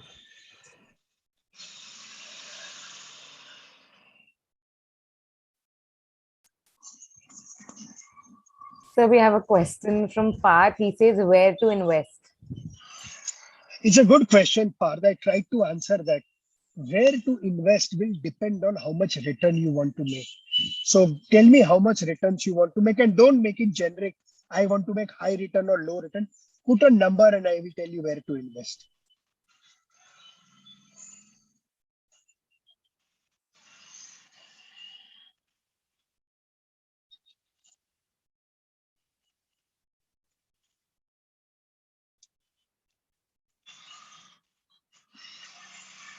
He says, I want to be a millionaire in 5 years. So, okay, millionaire in Indian term means you want to make 10 lakh rupees. In US term, it means you want to make 7.5 crore of rupees. You have to choose whether you want to be an Indian millionaire or you want to be an American millionaire. So that is your destination, right?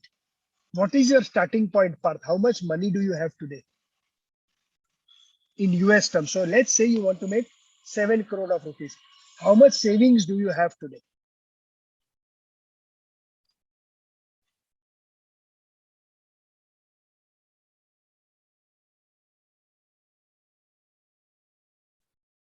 Parth is saying He says nearly 20,000 as 20,000. a student. So if you now divide 7 crores by 20,000, you got your answer right. You will either have to go to a casino, you have to start selling drugs. That's the only way you can become a millionaire or US millionaire. So no, Parth, your destination is wrong. If you have 20,000 as a starting point, you cannot become a millionaire. However, if you tell me you have 20,000 rupees every month and you choose to save 10,000 rupees every month in savings, and you do that for a 30-year period, you will make 7 crore of rupees. Next question, Janu. We have Chirag saying, how do you decide in which company or share should I invest? You should not decide. So I tell in my social media, investing is not a part-time job, it's a full-time profession. So if you are not somebody whose career is investing, you should not buy individual stocks. Individual stock has the highest risk reward ratio. If you are not a full-time investor, you should give your money to mutual fund and do an SIP. Within that, you have to choose your risk. If you want absolute lowest risk in equity, you choose an index fund. If you want to take little higher risk, choose a large cap fund, little higher mid cap fund, little higher small cap fund, little higher micro cap fund. Individual stock is way above that. So my recommendation is, if you are not a full-time investor, don't even think of buying individual stocks. Just give your money to mutual fund through an SIP. Next question. A question related to that. Priya asks, is mutual fund a good option? Yes, very good option for people who are not full-time investors. But one caveat, Priya, within mutual fund also, there are debt mutual fund, equity mutual fund, balanced mutual fund. If you are somebody who is a low risk taker, go for debt mutual fund. If you are a medium risk taker, go for a balance. In balance, they put money both in debt and equity. And if you are somebody who is willing to take little higher risk, go for equity mutual fund. Do an SIP. My recommendation is to do an SIP in an index fund if your horizon is 10 to 15 years, because the fees in a large cap, mid cap fund are very high. I personally prefer to put money in index fund. Next question, Janvi. Thank you, sir. We next have how mutual fund is good option. Please discuss in brief by Vincent. So the reason why I feel mutual fund is a good option is two. One, mutual fund investing is done by professionals, people who have been in equity markets, whose business is equities, who go meet businesses, research companies, meet management, forecast. So they have an entire team of people who are into research. They've seen market cycles. Currently, the cycle is on the uptrend, so everybody feels it's easy to make money. It is never easy to make money in stock market. It always takes time, patience. They've been through all of that, so they are the professionals. Like if you had to have a surgery done, you would go to a doctor.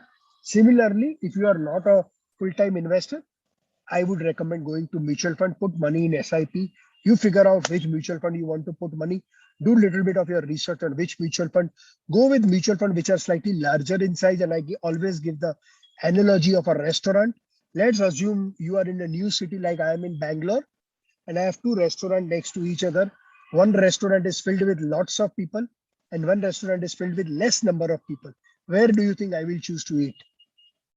I will obviously go to a place where there are more people, right? Because it gives me a sense that, okay, the food must be good. That's why a lot of people are eating. So when you choose your mutual fund, put that analogy to test, see what is the size of the mutual fund, what is their expense ratio, since how many years have they been operating, and choose your mutual fund. Next question, Priya. We next have from Akshay Kumar Vyas. Should I invest in Bitcoin? I don't recommend Bitcoin, and I'll tell you why I don't recommend Bitcoin. Because from a risk reward perspective, they are very high risk, very high reward. Any asset class that kind of goes down or crashes by 15% in 1 month is not for me. Let's assume you had put even 10,000 rupees. That 10,000 rupees is your hard-earned money, right? That 10,000 rupees, if you had put in Bitcoin at 60,000, and in 1 month it would have become 5,000 rupees, it should hurt you. Whenever there is a loss, it should hurt you. I don't like losses. I don't like something which is so volatile, where if Elon Musk makes a tweet, the Bitcoin price may go up. He says, no, tomorrow I will not accept, it goes down. So it is not for the faint hearted. If you are somebody who has an appetite for a very high risk, you can take losses. Please go ahead. I think it's too volatile for me to recommend to anyone. I personally don't invest. Okay. Yes, we next have a question from Vincent again. What about options trading and copy trading? I don't recommend trading ever, ever, ever, ever, ever, ever, ever. I used to work with Rakesh Jhunjhunwala, and I used to meet a lot of investors and traders over there. There is a statistic that nobody will share with you. 99.9% traders lose money, and 99.9% traders lie. No trader will come and tell you I have lost money, but all traders lose money. And the reason is very simple. When you trade, you have to make money at every bet. We used to have a saying in Rakesh Jhunjhunwala. We used to say that trading should be price dependent and not opinion dependent. But most traders trade because they use their opinion. They don't see the price. They don't see the price movement. They can't read the screens. So my recommendation is don't. But I think if you want to try, you try. But keep aside a small amount. Tell yourself that if I lose this money, I will then stop trading. Then if that lasts 1 year, great. Last year. So you're on mute. Yes. So we next have a question from Vivek. He asks, what is SIP? SIP is systematic investment plan. What normally happens is, because you cannot time the market, what everybody recommends is that you put a small amount every single month, which means your average will be a very good average. You will be able to take advantage of the market bottom and market high because you will have an average price. And which is why it's called SIP, where you put a same fixed amount every single month in an index fund or any of the mutual. Janvi, sorry, we have time for last question. Okay. So we have a question from Manav Shah. What advice would you like to give a teenager? Make lots of money, make so much of money that your teenager son will be proud of you. To make that money, you will have to put in a lot of discipline. Rule number one, when you start earning, first save and invest before you spend. Most of us first spend whatever is left is what we invest. Don't make that mistake, because believe me, no matter how much you earn, you will figure out a way to spend it. So my advice to you is, as you start earning, first invest 25% of whatever your earnings is in stock markets, in an index fund. Then what that balance 75% left, enjoy your life. Don't disturb this power of compounding for a long period of time. If you are disciplined enough, this Prashant guarantees your son will be proud of you. Thank you, sir. Thank you so much. That was really great having you here. And I'm sure everybody is taking something, actually a lot of things from you. And thanks a lot once again. We would really love to have more sessions from you. And it's really very sweet that you're traveling, but you still made out time for this session. Thank you so much and have a great day. Thank you guys. Take care and make lots of money. See you. Cheers. Bye. Thank you, sir. Bye. Okay. So I hope all of you guys really loved that session, and we're really sorry if any questions were left unanswered. We would try. You could connect on his social media sites which were mentioned, and we will now move on to our future sessions. I will again share my screen. Give me a minute. Just a second. Yeah.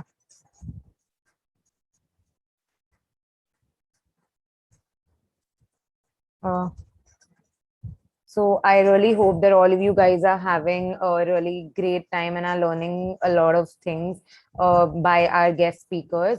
So I'm sure you all might have noted a few of points which could help you and your family in the financial planning.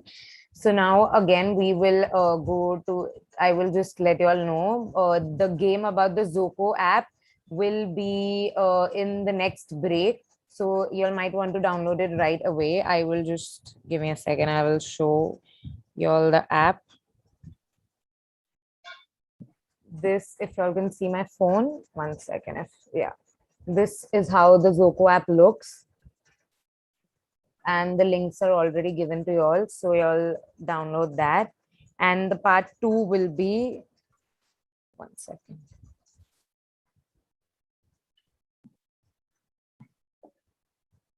This is our Zzoko page, if y'all can see it. I'm not sure if y'all can. Please go and follow this page and put a lot of stories. I did tell y'all in the first break. Can y'all see my phone? This is the Zzoko Instagram ID. It is ZZOKOHQ. Zzoko HQ. So just follow this page right now. I am going to track. Come on, guys, give us a follow. We're giving you all free sessions from such great experts. You all can do at least that much for us. We have like 680 for now. So you all can make it a little ahead. I will wait for that. And to some people who could not hear it in the beginning, we had announced Instagram competition wherein you have to post a lot of stories and tag Prashant sir, tag us, and put some quirky lines, and we will be releasing the winners at the end of the session. So that's the task is still on. And now we have a second task for you, and the link will arrive in the chat box. It's the link of Zzoko app.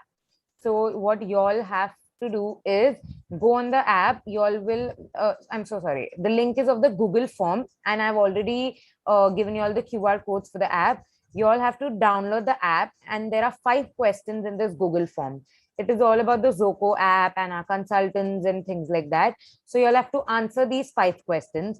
And to the people who answer all the 5 questions correct, these people will be getting some gifts. The gifts will be revealed later. And for the Instagram quiz, again, the prize is pastry. The 3 best stories will be getting pastries, and we will get it delivered today itself. So please participate in the task. And also the Google form link is, I think, is now in the chat box. Yeah, I'm sorry. Okay. So we also have like a feedback form. I just fill this feedback form. If you all fill the feedback form, only then you all will be getting the e-certificate of the finance session you all just attend. Money. I'll take it afterwards. Okay, I'm sorry for that. So you all will have to fill the feedback form of this, which is right in your chat box. Just fill it so that you all can get an e-certificate of the Money Master Game session you just attend.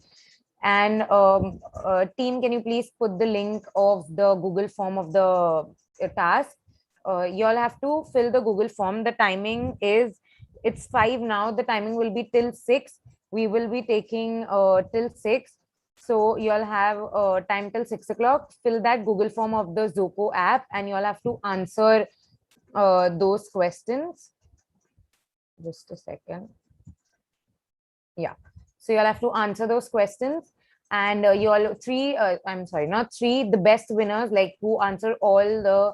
Juhi, you have written, I had filled the feedback form, I didn't get a certificate. Please check your mail. You might have received one. We've already shared it with everybody, and your name was there. I myself made the certificate, so you might want to check it again. So that's all. And please do both the tasks, the Instagram one if you want to get some pastries delivered to your house today, and the other one is the Zzoko app quiz, which is right in your chat box. And these people will get better gifts, like something major, I can promise you that. So make sure you do that. The timing is till 6. We will close it till 6. So now till you all are doing this, I will tell you a little bit about the journey of Zzoko. So talking about Zzoko, the name itself is so intriguing, right? The meaning of the word Zzoko is passion, and we, the Zzoko's team, have come up with passion and desire to build an expert advisory ecosystem. Last year, when the pandemic was announced, all the businesses were shut. We were locked at our homes. In an attempt to try out something useful and valuable, we started conducting live sessions and interviews by independent experts such as image consultants and nutritionists. Experts were elected to team up as they were mostly freelancers without a big team supporting them. They were excited with the idea that live interviews would promote them and bring big clients. Their excitement was our first hint that the sessions were an excellent idea. Soon after, people actually started asking us about how they can reach out to those experts and take one-to-one consultations. This was our second hint that our idea was working really well. As days passed, we realized that the challenge was from the end of experts as well as the client looking for these experts. People faced problems finding the right guidance for their problems, and challenges were not limited to specific sectors, but widespread across every sector, including MSMEs, students, corporates, wedding couples, manufacturing, hospitality, everything. This was our third and the final hint that we need to solve and resolve these challenges. And then we proactively started to pursue this and created the Zzoko platform. The development journey has had a lot of ups and downs, but we can proudly say that we have sailed through.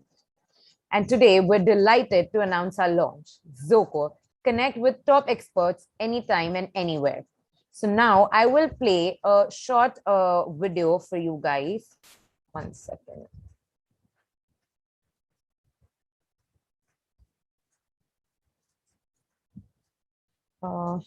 One.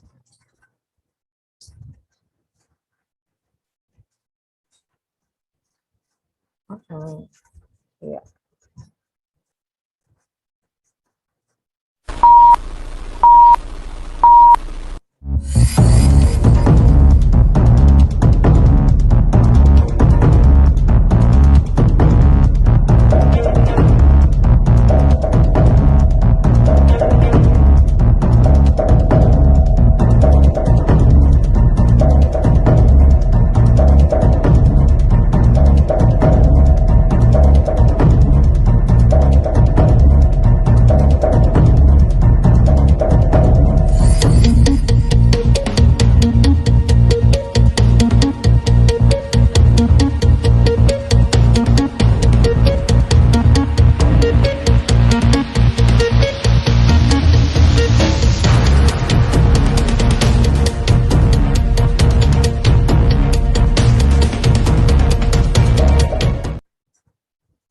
I hope you all like that video, and that is Zzoko for you guys.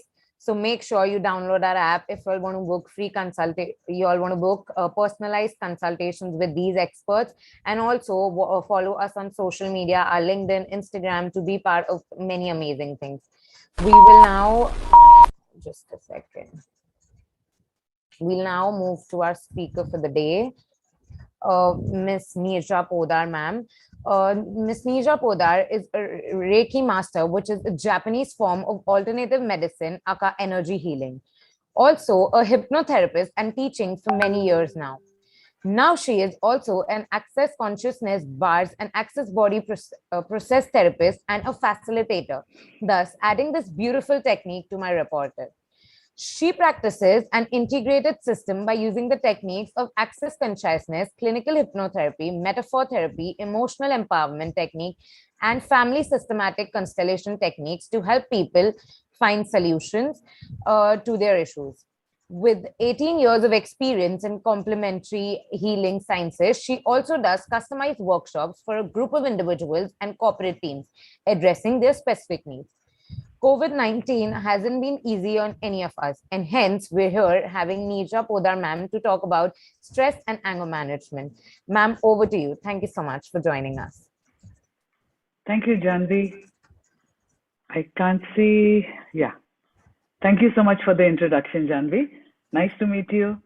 And thank you for this platform. So, starting right at the beginning, most people don't really know what is alternate healing, what are alternate healing modalities, and so on and so forth. I am absolutely open to questions, even in the middle, because there could be words I use that people need to ask about. So please feel free to moderate. And there's also a slideshow which I needed to show up in the middle. Did you get that? Sorry, you want to share a There's a PPT, yeah, Okay. which I sent across. Okay, I will just check on that. Please Just give me a check on moment. it. Sure. Yeah.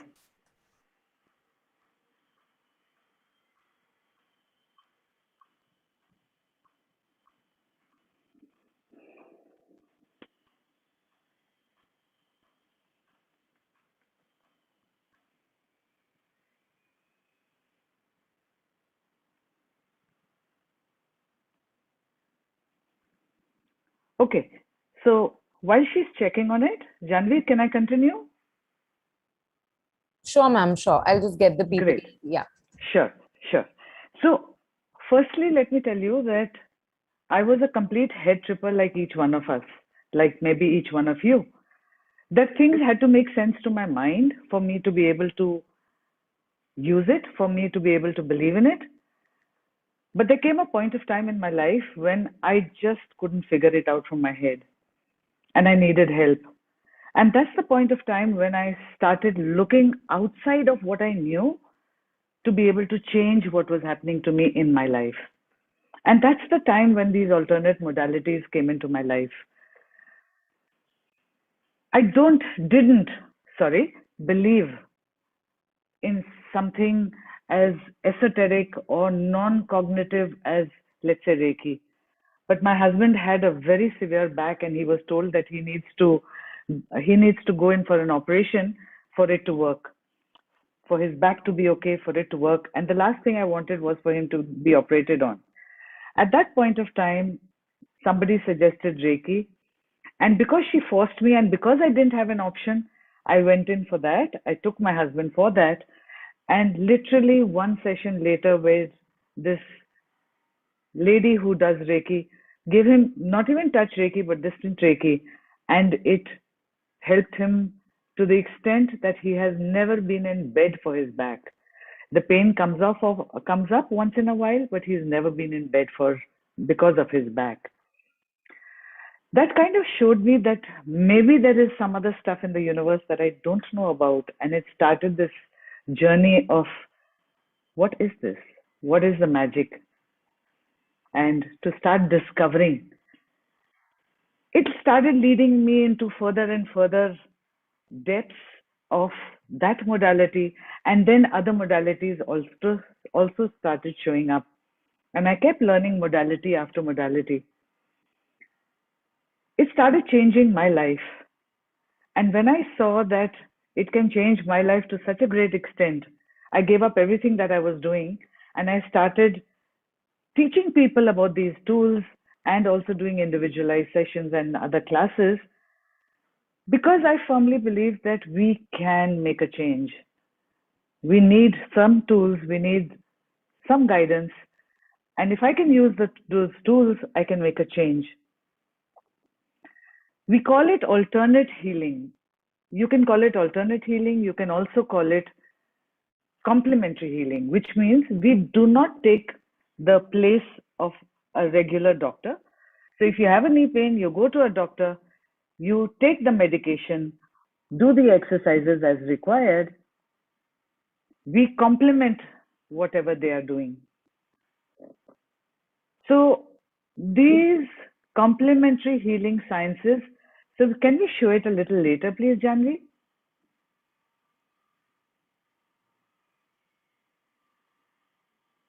Thank you. Yes, Janvi, that's the one. I'm just coming to it in a moment. So complementary healing sciences are so many, right? It can be NLP, it can be Reiki, it can be family constellation, it can be access consciousness, it can be metaphor therapy, and there are so many out there. There is no one right one or a wrong one. Whatever syncs with you, whatever you feel is easy to use and you enjoy using could be the right one for you. The different modalities can access your space or your issue from various angles. It could be from the physical level, which means, let's say you do exercises for your knee. It could be at the energetic level, and so on and so forth. So different modalities simply help you at different levels. So come to the question or the what is healing? From where alternate or complementary healing is that anything that helps you get more. Okay, heal comes from the word whole. So heal means to help you feel or become more whole again. Healing thus is a process wherein it can help you feel or become more WHOLE whole again. One of the things that people say is, I have stress. Like in the pandemic, you have a lot of articles that say, pandemic has created a lot of stress, Sometimes you'll go to a doctor and he'll say, your knee pain is psychosomatic. So what is psychosomatic is what you should get to know. Let's take a step back. What is stress? If I want to understand what is stress, maybe I can understand what the mind is first. So let's take baby steps. Janvi, if you could show the PPT now, please, the first slide only. Yes, ma'am, in a minute. Thank you. So we have to understand our mind in order to understand a little further. Okay, so bear with me. I'm coming to stress and I'm coming to anger too.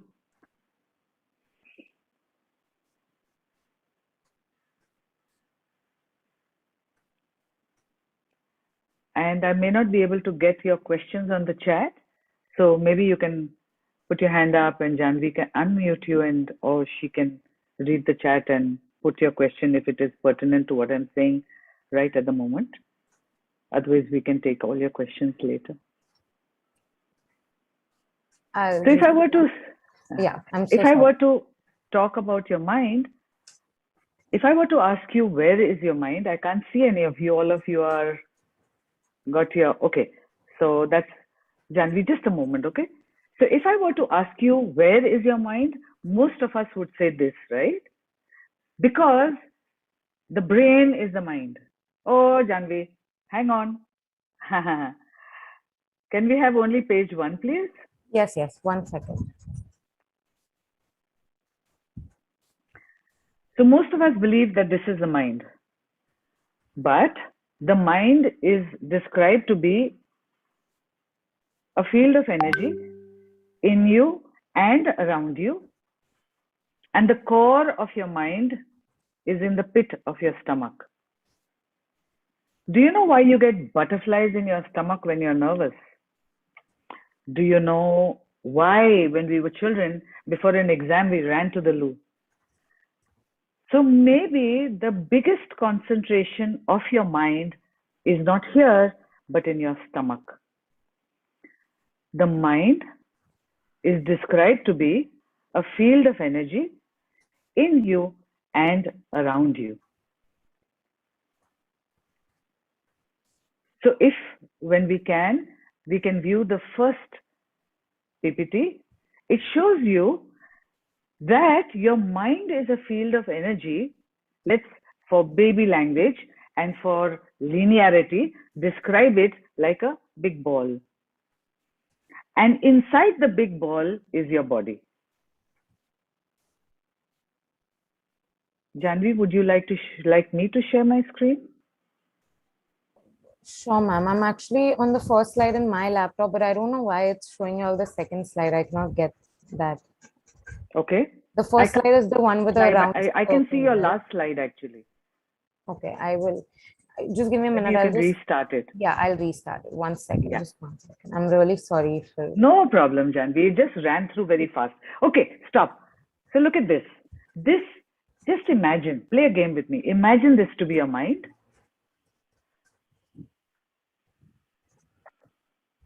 And now you can understand if I say it again. Your mind is described to be a field of energy in you and around you.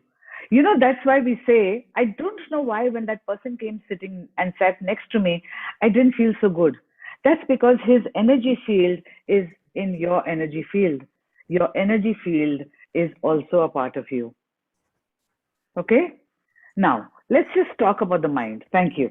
The second slide, please. Stop. Now, the mind is described at the beginning, it's divided into two parts. Is this page 2? Yes. I think this is page 3. Okay, no problem. You have a part of your mind which is called your modern memory or the subconscious mind. We've all heard of subconscious mind, conscious mind. Guess what? Your subconscious mind is 90% of your mind space or mind capacity. Slide 3, please. Only 10 to 12% of your mind is the conscious mind. And we have been trying to create change in our lives through that 10% of our mind. Let's go to the next slide, please. Now, just stop here, please. So you see the conscious mind, you see the subconscious mind. The subconscious mind is further divided at the lowest part into what is called the primitive area or the primitive mind. That is where we store the past life memories. Today, we are not talking about past life memories. Neither are we really talking too much about the subconscious or the conscious. I want you to look at that critical area of the mind or the critical filter. Here, I want to take you into your kitchen. All of you know how to make tea? So you put into the pan your water, your milk, your sugar, and your tea leaves. Then you boil it. After you boil it, what do? So I'm just speaking generally, it's interactive so people can also speak in between. Not a problem. You filter the tea, right? And then you make another few cups of tea and you filter it again.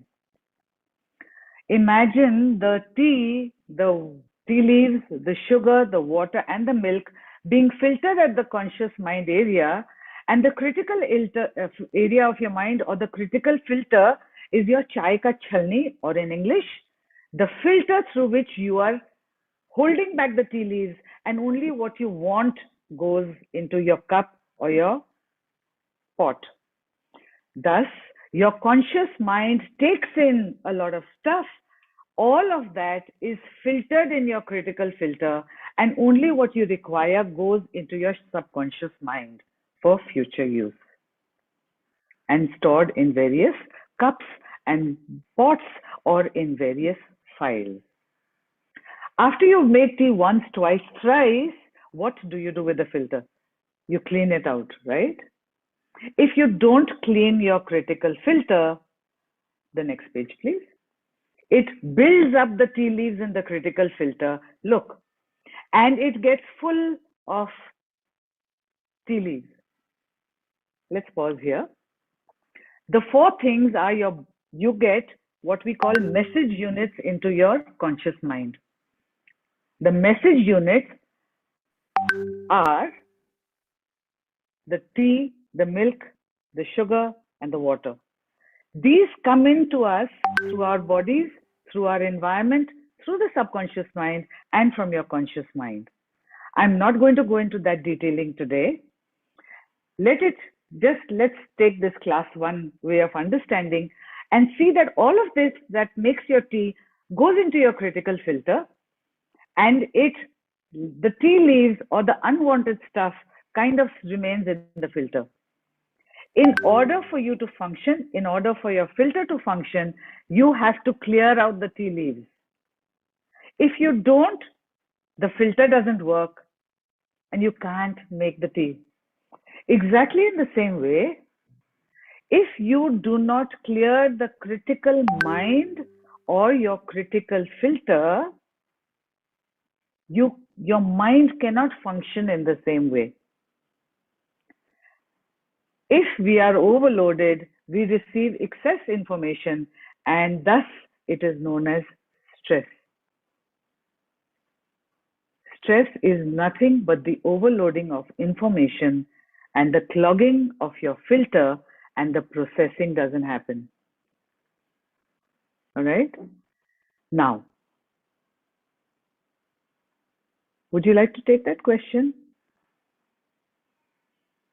If you think right, okay? Now, can we have the next slide? Just a moment. So before we come to something, stress, now you understand what stress is, right? Stress can affect every aspect of your life, which means the way you behave, your output and the way you work, your relationships, and obviously even your body, and then they call it psychosomatic. But really, psycho means mind, soma means body. Where did we separate the mind from the body? Isn't everything psychosomatic? We believe that if you hold anything in the mind for long enough, eventually it will come into the cells of your body. The subtler stuff becomes a little more gross. And if you can keep clearing the stress, you will not have a buildup. So 4 easy ways, and there could be more, to clear the stress from your mind, for example, is sleep. Every night when you sleep, your mind is automatically letting go of the tea leaves or the stress from your critical filter. It's an automated system that has been incorporated. You can also use meditation. You can also use hypnosis. Listening to some very beautiful music can also de-stress you. You've often heard that, right? So basically, it is clearing your critical filter. It is helping you not build up the stress factor.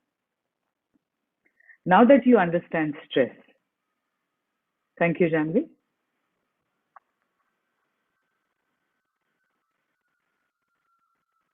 Stop. Talking about psychosomatic, we have what we call the brain, right? This is the soma, or the body. Whatever is in your brain changes the chemicals, changes you at the cellular level. You will feel it at the physical body, and in your reality, you feel something in your body called a disease.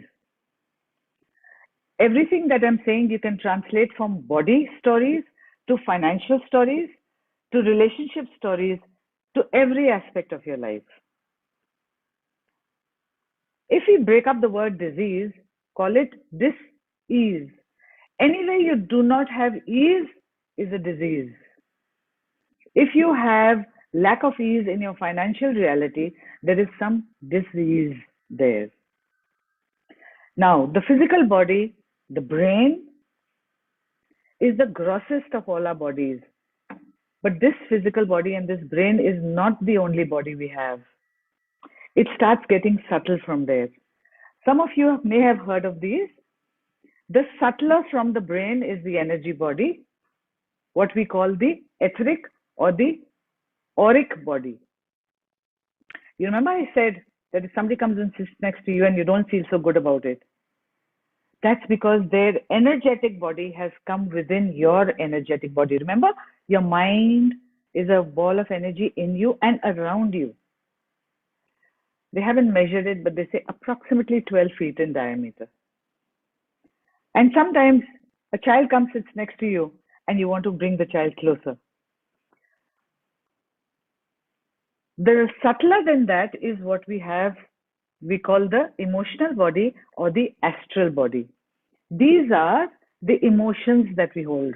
Let me give you an example. It's a well-documented example. A mother given birth to a child very recently, and immediately she has to go to the office. It has been found by the doctors that the baby in another house, in another locality, is crying for milk because it's hungry.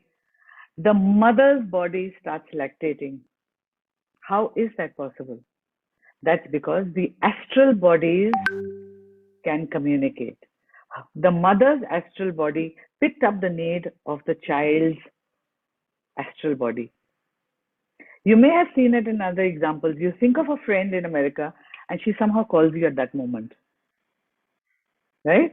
How did that happen? Now, take it to one more subtle level. Even subtler than the emotion is the thought level, what we call the causal body or the karan de in Hindi, or the mental body. Let's take an example.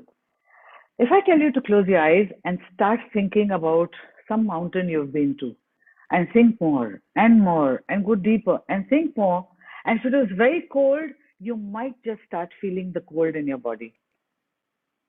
And if I start making you visualize and think about a very, very hot place, you could start feeling hot.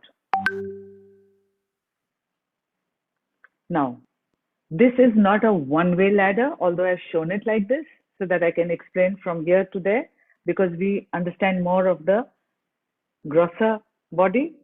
Now let's take it the other way around. Everything I think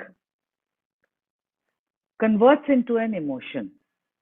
Let's say, for example, I come and give you, or you come and give me a whack. Yeah?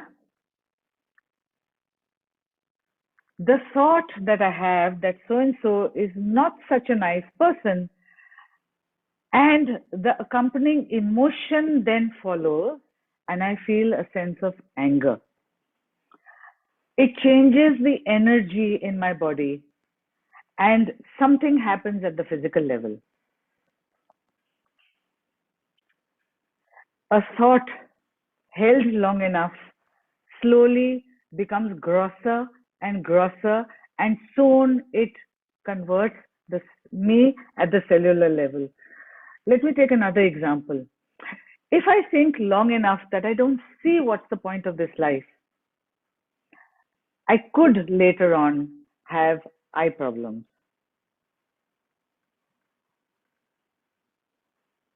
In alternate healing and in complementary healing, people come for body issues, they come for energetic issues, they come for emotional issues, they come for thought-based issues. They could be coming for physical issues, mental, money issues, financial issues, relationship issues, and so on and so forth. Everything is a part of you, and we try and access at whichever level they require, because no one part is exclusive. Each one is related and affects the other. I'm not keeping track of the time, Janvi. Please do let me know how we are going, okay? Oh, ma'am. All right. Thus, stress can affect every aspect of my being. Let's say I have stress at the thought level, and then somebody comes into my room and speaks to me. How do I react to that person as opposed to when I'm not facing that stress?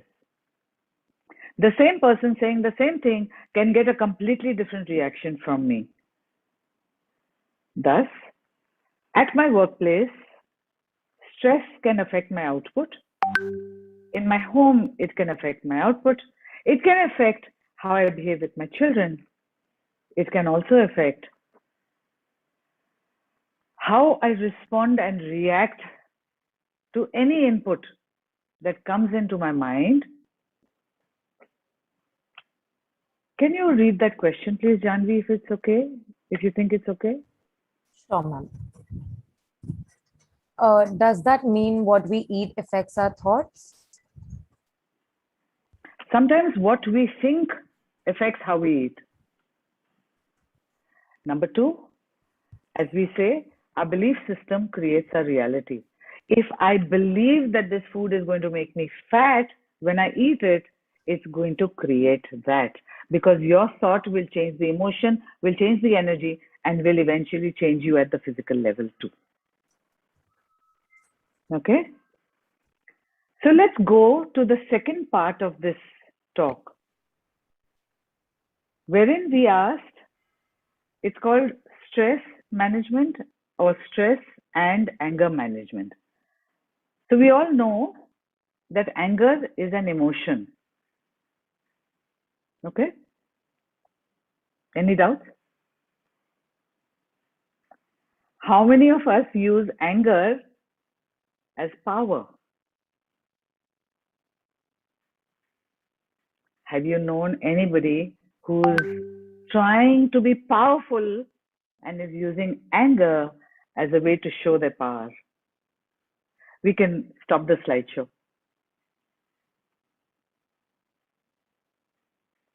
Thank you. So then what is anger? If anger is an emotion, firstly, we've understood it's going to affect my thought, like up the ladder, and then it's going to affect my energy, and it's going to affect me at the physical level. Which means if I hold anger long enough, maybe I get acidity one day. Now, is it your anger or is it somebody else's anger? Let's talk of somebody else's anger directed towards you. Let's talk about what is anger and what is the opposite. If I said anger is power, the opposite of anger is potency. Are those people who are directing the anger at you trying to be powerful? Can you recognize that?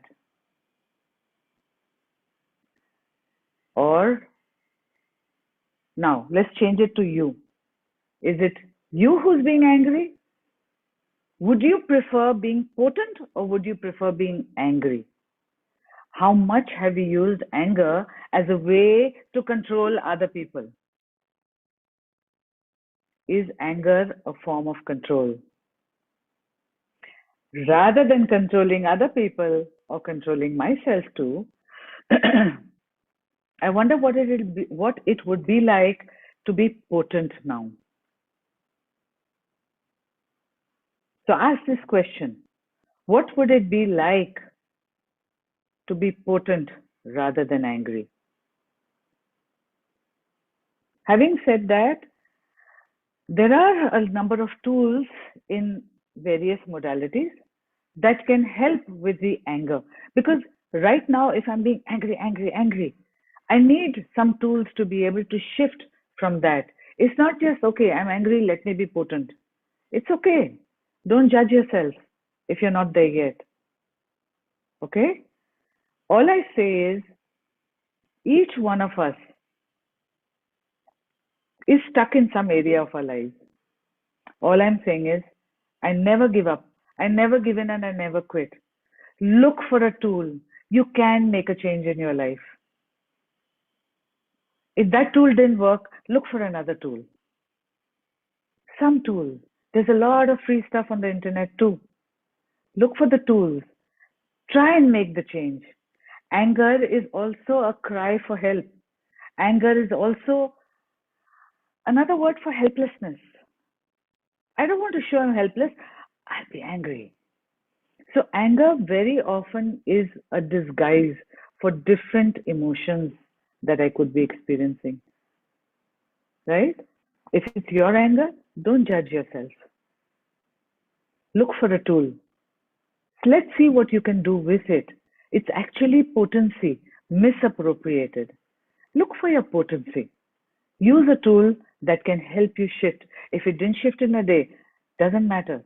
Use the tool again and again and again. All right? Janvi, I'd love to throw this open to questions because the more questions we have, the more we can explore these topics. Sure, ma'am. Hmm? Guys, Thank you. y'all have any questions, y'all can put it either in the chat box and I'll read it out to her.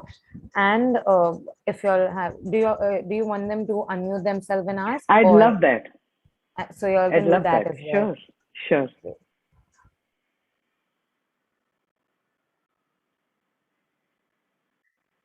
As of now, there's one which I think we might have missed.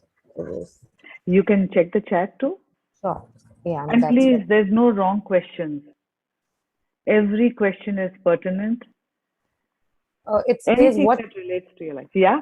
Sorry. It says what time frame is optimum for most humans in detoxifying the mind? Who is that from? It is from Ria. So, Ria, what if there is no time frame? There are two things that come in.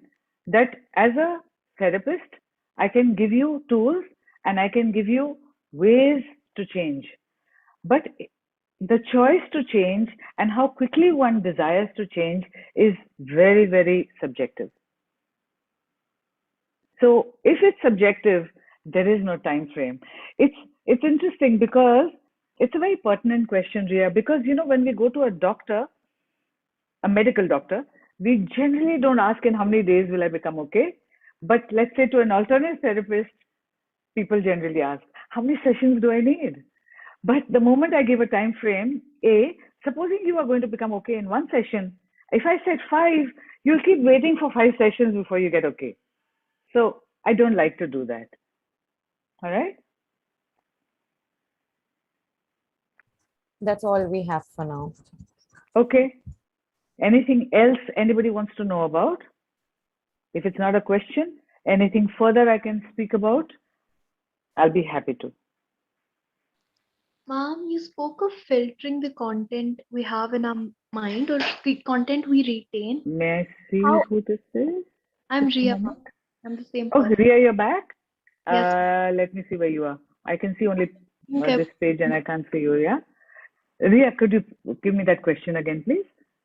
Ma'am, you I can't spoke see you though, yeah. of information and filtering it out, Yeah. and an accumulation of that causes stress. Mm-hmm. So how long do you take to filter the content out? Do you do it every day? Do you retrospect every day and filter the content out, or do you do it for 2-3 days on an end and then go for de-stressing? Yeah, that's a lovely question, Ria. So, firstly, it happens automatically every night when you sleep. Correct? Automatically, the mind filters out the stuff that you don't need. And this happens during your dream state, even though you don't dream. The first part of your dream state is called the processing dreams, and it starts filtering out everything that is not required by the mind. And during the next 2 stages, which are called the predictive stage and the venting stage, the mind starts filing the content or giving you information of action required by you. Having said that, if you still feel that you have stress, then it's a great idea to use either meditation or hypnosis or anything else that de-stresses you to clear out that filter. So in the same way, if I have had a lot of stress today, maybe I can do something for myself tomorrow. If I've had no stress, maybe I don't need to do something for myself tomorrow. Yeah, so it's a choice thing. It's an awareness of your mind space. And then you choose what you need to do for yourself. Ria, did I kind of answer your question? I still can't see you. I don't know where on earth you are. You answered it. Thank you. Thanks, Ria, for asking. Oh, there you are. I see you now. Yeah. Somebody else asked a question. Yeah, there's one more from Chirag. It says, ma'am, Yeah. what is self-hypnosis? Is it good or is it bad? Okay. I love these questions. So if we go to that original slide, you don't have to go right now if you like, or you can go, Janvi. It'll help them. It'll help Chirag and everybody else. Oh, Show me the first one.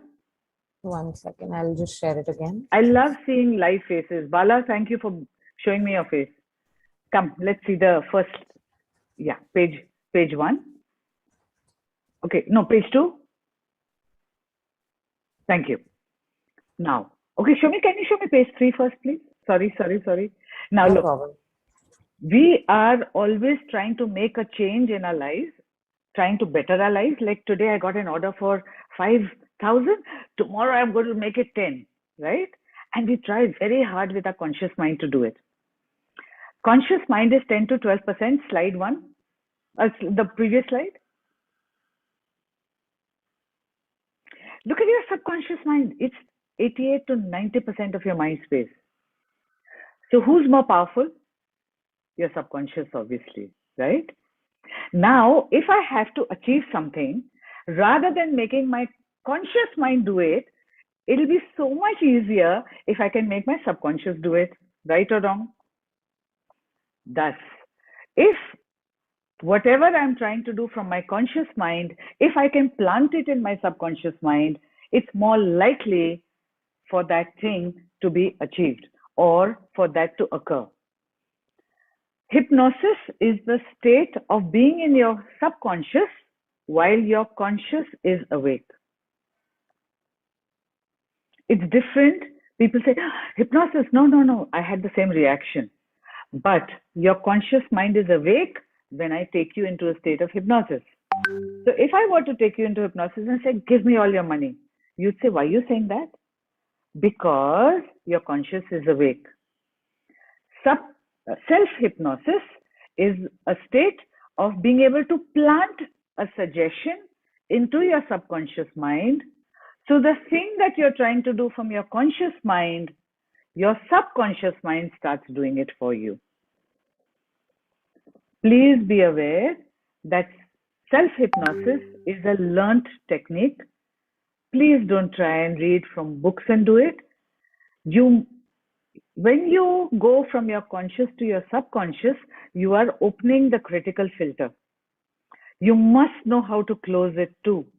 Otherwise, if your critical filter is open, you'll get a lot of unwanted stuff going into your subconscious. Not a good idea. All right? So is it safe? If it's done wrongly, it's not safe. Self-hypnosis should never be done, let's say, whilst watching TV. Somebody else is watching TV, you're doing self-hypnosis. Everything that's going on in the TV will also go into your subconscious mind. Don't do it in a train where a lot of people are talking a lot of things. So we can remove that slide, please.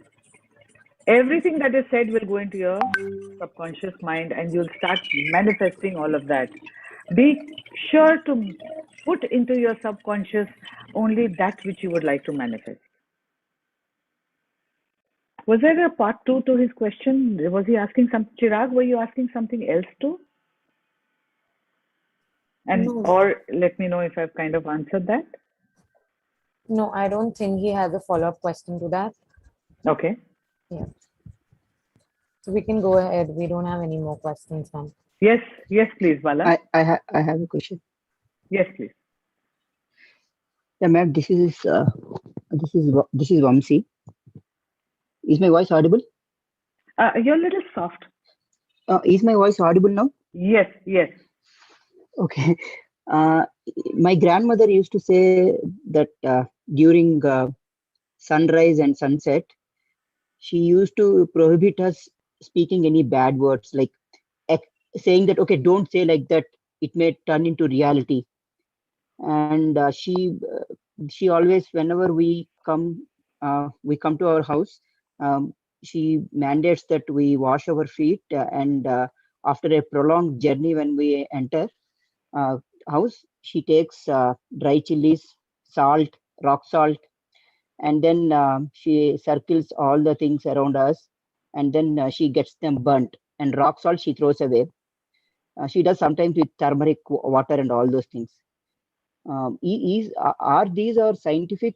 I mean, because I'm not questioning that, because I read a little bit about Reiki, and my uncle was a pranic healer, so I read a small book on that pranic healing.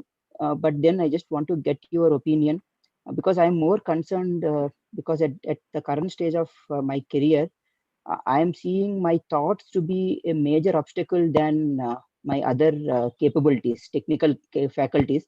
My other things are becoming a big obstacle for me. Okay, So, just one sec. I'm going to pause you, okay? Because you have two, three parts of your question. yeah. Let's take the first part.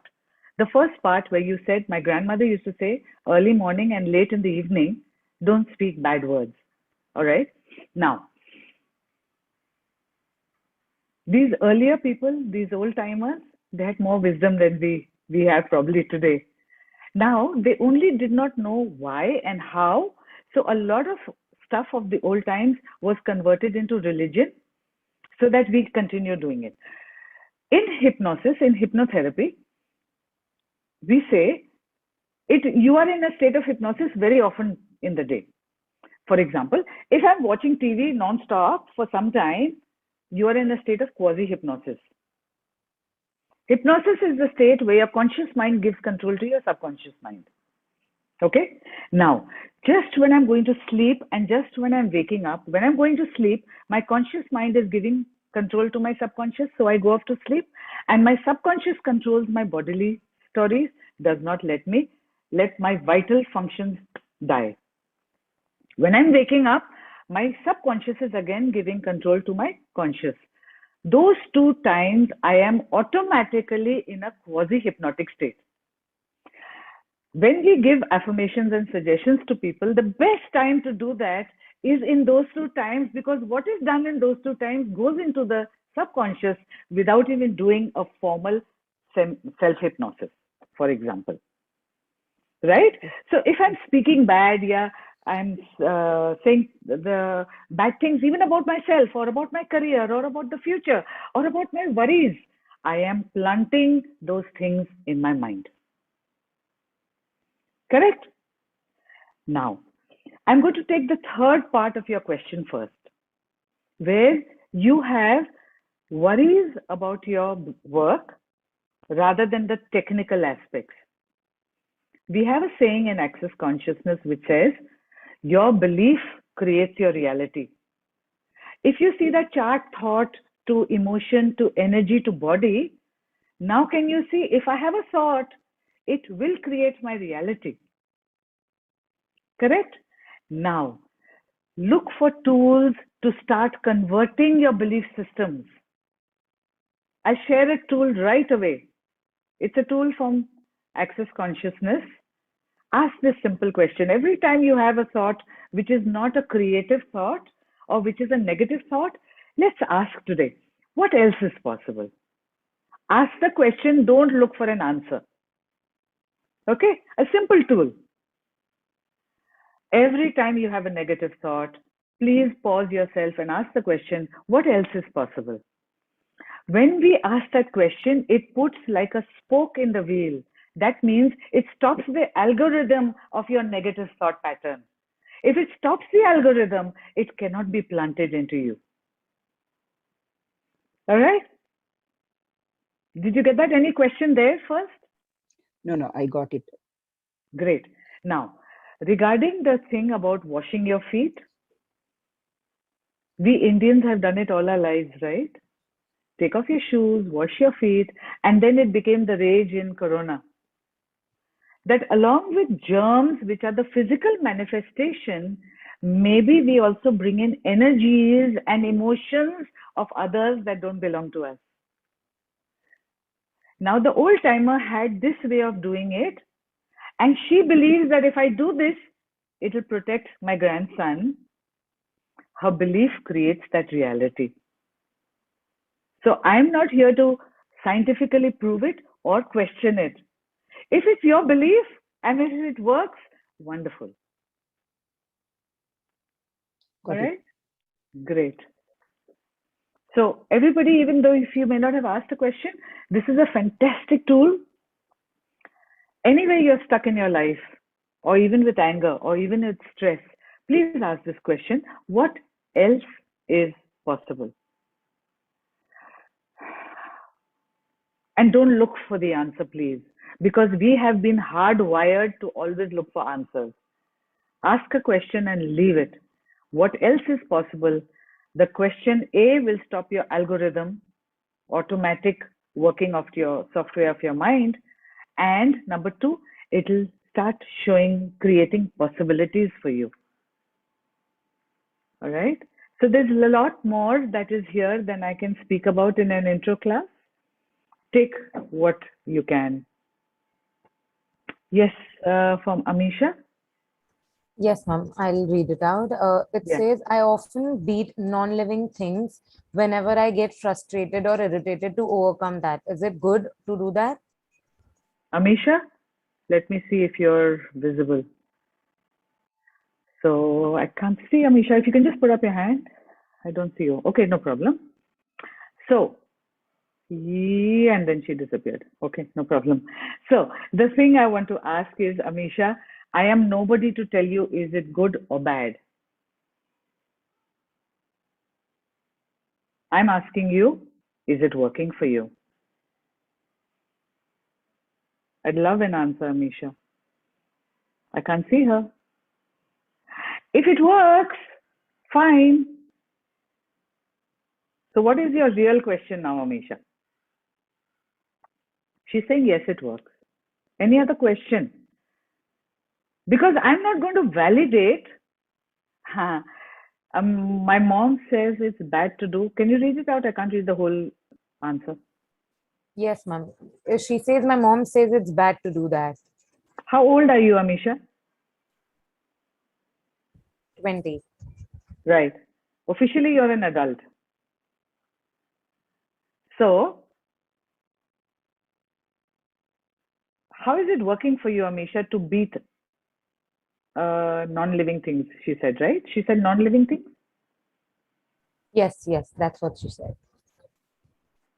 So, Amisha, you want to check, is there some element of stress? Is there some element of anger? Is there some element of helplessness? If it's working for you, fine. If it's not working for you, look for a tool. We don't drag anybody into any kind of healing. Nor do we tell people that they're right or wrong. Okay, Amisha? Thank you for asking. I hope your hand doesn't hurt when you hit those things. Anybody else? Any other questions? No, ma'am, there's no more questions. All right.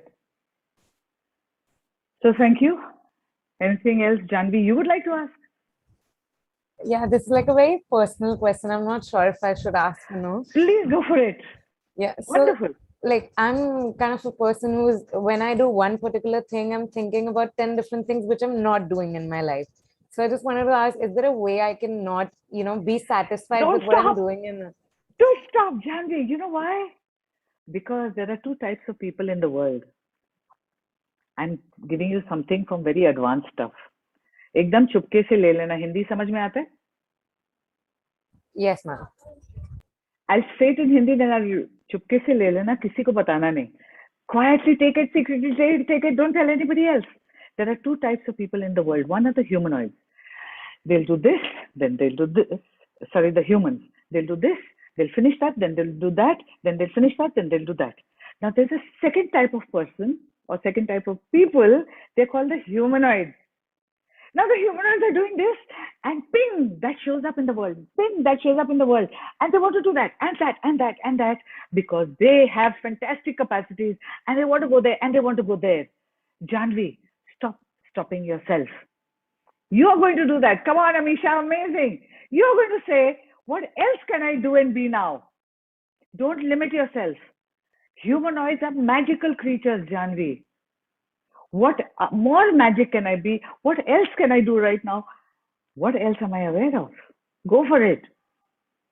Thank you, ma'am. Thank you so much. That is The really humanoids are the creators of the world. Never judge you, no matter what. Never judge you. Thank you. Thank you so much. I will You're make most sure. welcome, Janvi. You're Thanks so a lot. welcome.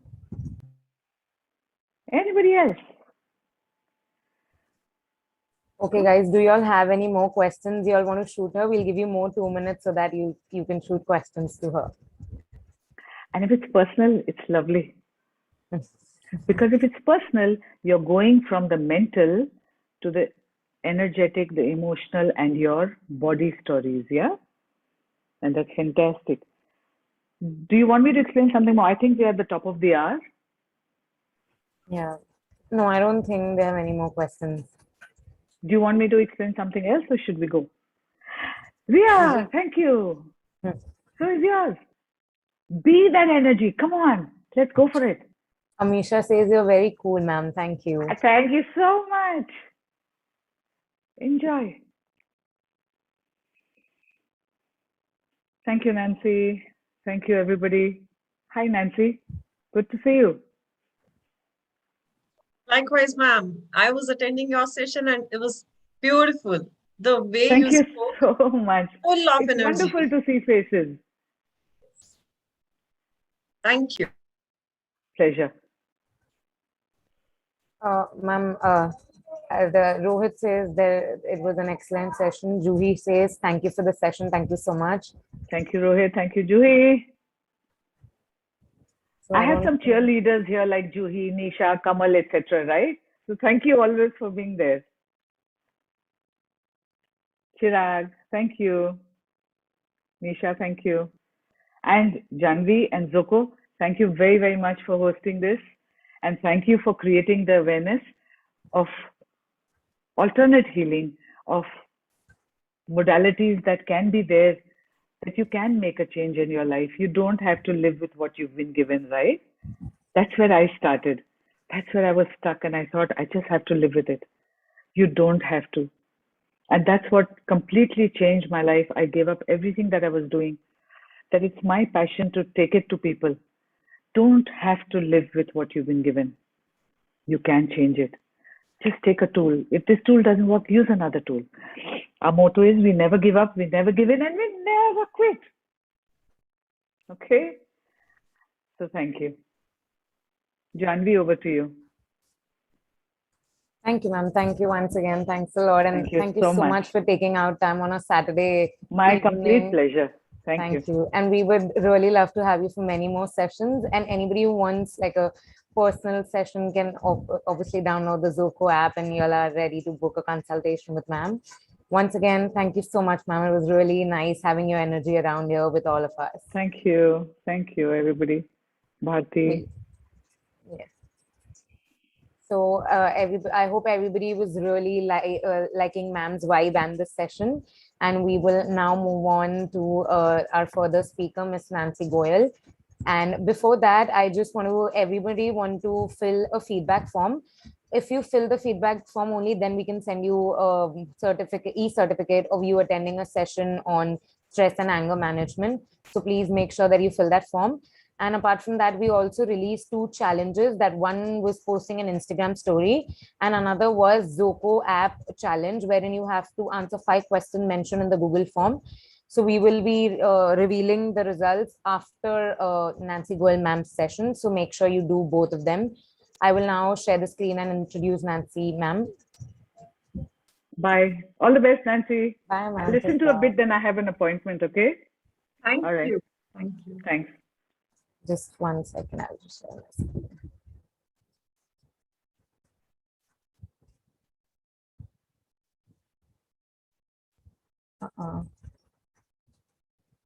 Yeah. So guys, till you all do, I will make sure that I'll try to share my screen with you guys.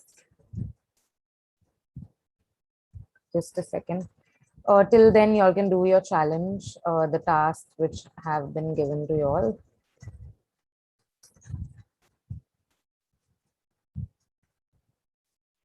I hope you're, just give me a thumbs up if y'all can see my screen.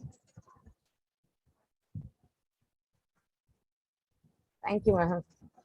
Okay, so till everybody is doing this session, I will give a little introduction about our next speaker.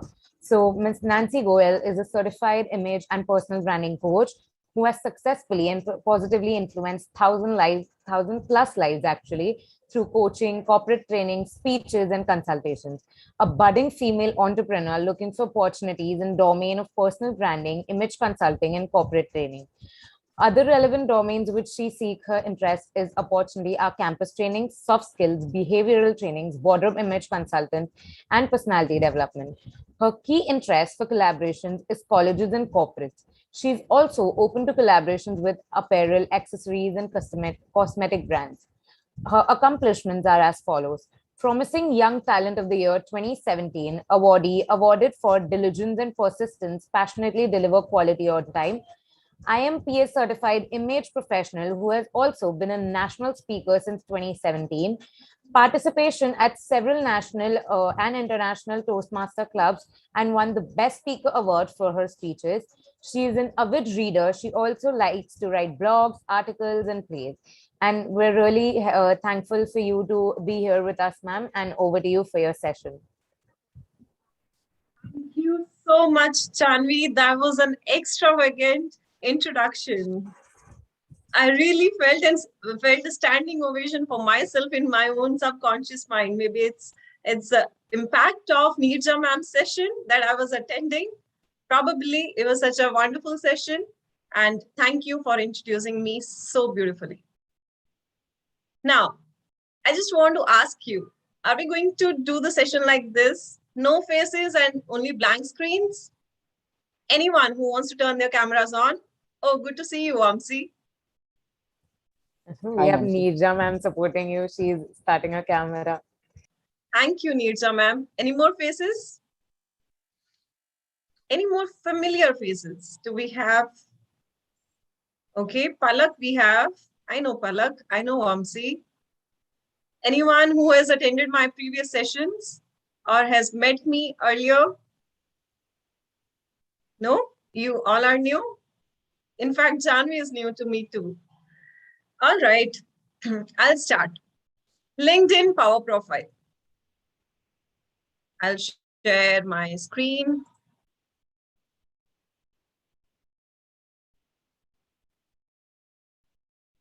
Are you able to see my screen now? Ma'am, we were able to, but now we lost it.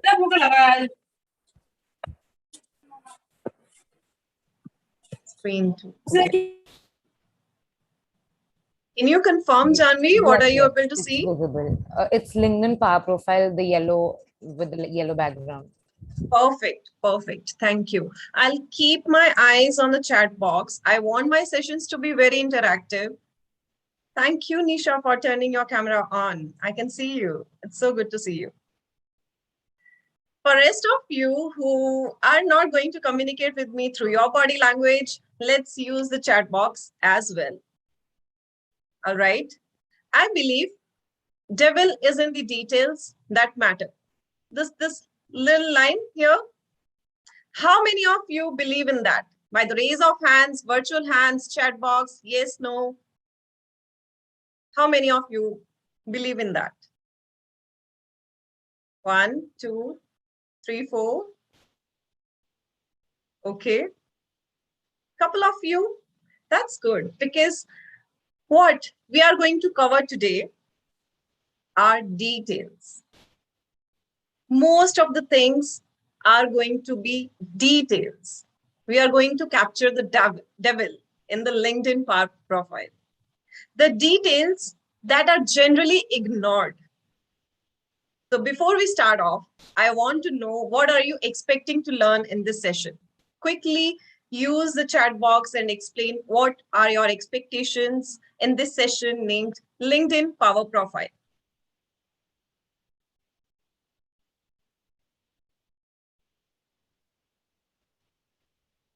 Any expectations, or you're just here to listen and check out somebody new? Oh, can I tell my expectation if that is allowed? Sure, why not? So my expectation from this session is really huge. Like I really want to build my LinkedIn profile. Considering I'm working with such a great company, Zzoko, I want to, be able to show it on my LinkedIn profile and be able to reach a lot of people about me and my company both. Awesome. I think we are getting more answers on similar lines. How to get connections from my target audience. This is from Vamsi. To learn how to build our LinkedIn profile, that's similar to what Janvi has mentioned. Like how to make a powerful profile on LinkedIn. Yes. How to manage my LinkedIn account. Absolutely. We are going to cover these points today. So your expectations are clear to me, and it's good that we are on the same page. Since this is going to be an in-depth session and we have a time limit of 45 minutes, we will be able to cover a few things only. Let's see how much we can cover. Let's get started. Thank you, Bharti, for your answer. Bharti, Rohit, how to make more connections, how to reach out to people on LinkedIn. Let's get started. Do you have a LinkedIn profile? All of you? Type yes if you have a LinkedIn profile. Okay. Okay. Anyone without a LinkedIn profile?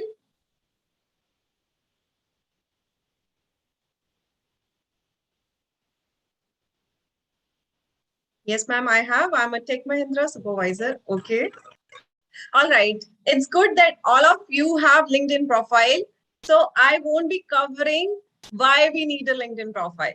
You all know we need to have a LinkedIn profile. Let's see what we need to cover in a LinkedIn profile. Good. What is the count of your connection? Do you want to share it with rest of us? Quickly in the chat box. Do you know or you don't know? An estimate nearly 40, 250 plus. Okay. Others?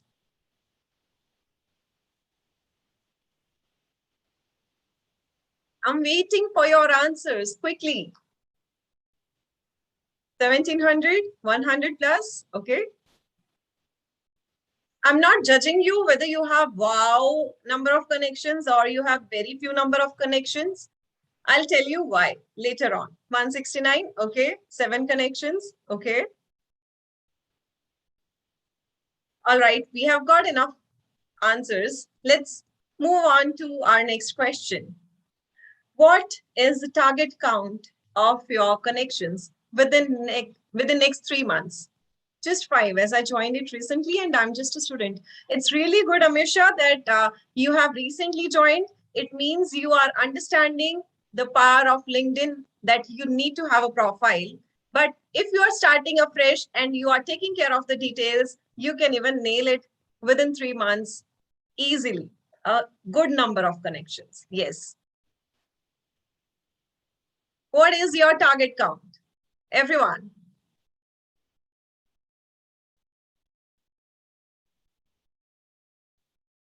No goals?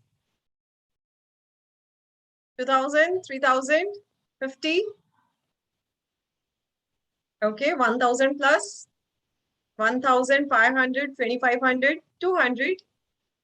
Okay, 1,000 plus. So we have a certain number in our mind. It's so good to see that we are thinking what we want. This is very important. Where we are and what we want. Both the things we need to know very clearly. My target, 5,000. All right. Is this enough to have a high number of connections? Yes, no. No, no, no. So what else is required? People who are answering no already, what else is required?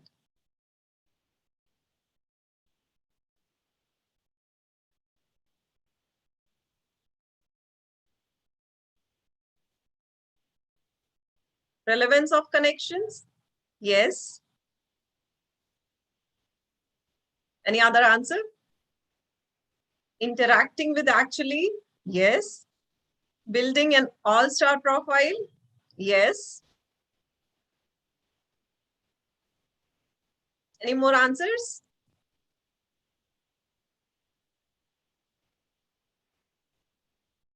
Okay. No more answers, but most of you have already captured what is the essence. Various skills that you could show in your profile. Yes, that's the base. You need to have skills only, then you can show them, right? Very good answers. So it's not enough to have a high number of connections. There needs to be a balance between quality and quantity. Whether the connections you have are those quality connections. If you are a student and you want to get a job in near future, do you have enough recruiters or your dream recruiters in your connections? If you are into business, you are a coach or an entrepreneur, whatever type of business, do you have enough of leads, your target leads? If you are looking for a job change, are you connected to similar domain people? If you're looking to be an influencer, do you know what is your target audience? Who you are going to influence?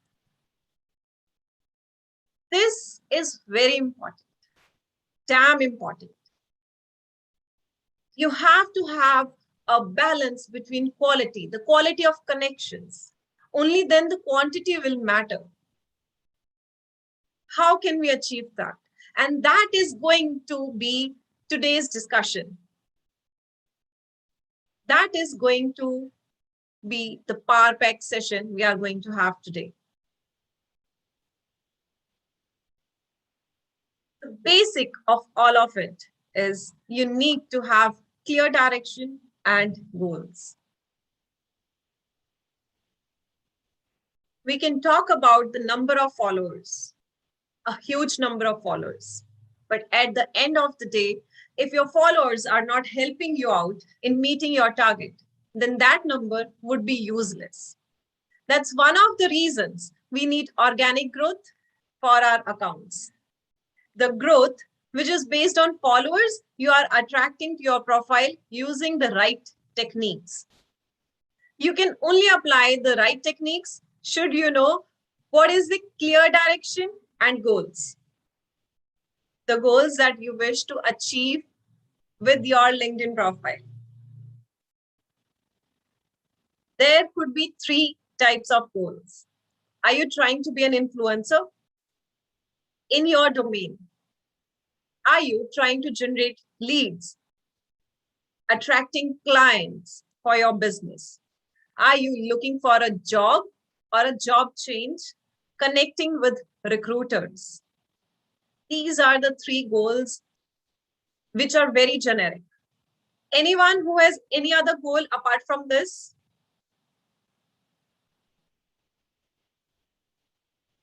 If you are yet to figure out what is your goal, you can take your time.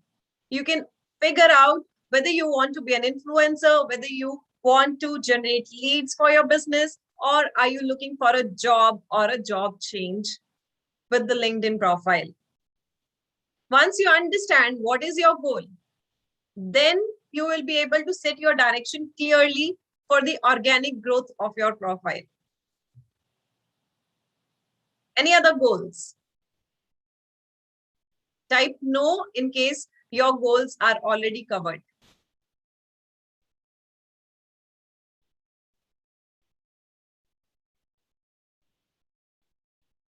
Okay. All right. It's good to know the goals are covered. We can move forward. We will discuss the elements of LinkedIn profile next, and everywhere it will trickle down to your goals and objectives.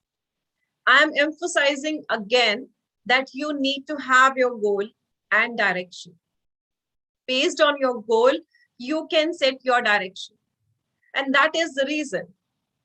Even if you don't know what to do, I'll give you the elements. You can prepare a checklist for yourself on the basis of those elements. But first, figure out your goal before you start implementing the next steps we are going to talk about. Make sure you make notes, but still, first step is to have a clear goal and direction. Let's discuss further. Okay. The elements of LinkedIn Power Profile. There are several elements that we can talk about. In the interest of everyone's time, I would want to explain each element in greater depth. So I have chosen 4 elements to start off with for this session. Let's talk about 4 elements. We will see how much extra we can cover. As of now, I have chosen 4 elements, and these 4 elements are your background cover, your profile photo, the headline, and the about section. This is going to cover a lot of the things that you can implement in other areas as well, in rest of the elements too. Background cover.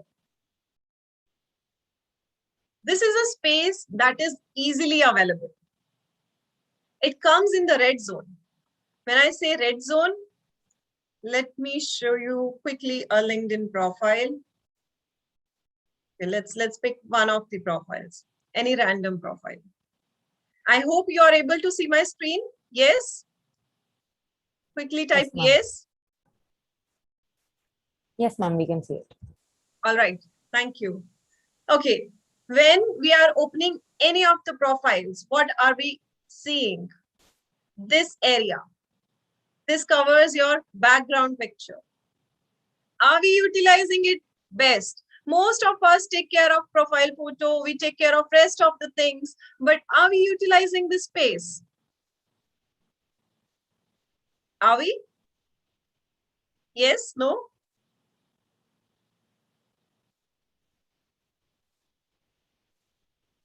No response, no?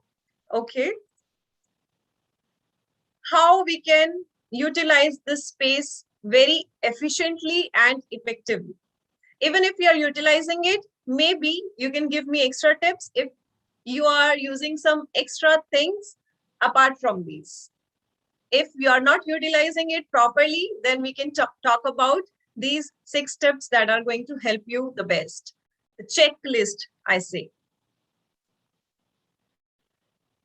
The red zone, when I talked about, the red zone, why I would call it a red zone, this is the first thing that we see. Despite that, we are not utilizing that space.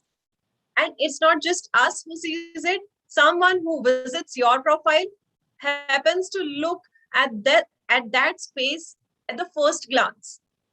You can ignore it or you can utilize this space for your benefit. It's up to you. So let me share the checklist to follow for effective utilization. The first point is clear intent. Like I said, we need to have a goal in our mind. What is it that you are trying to achieve here?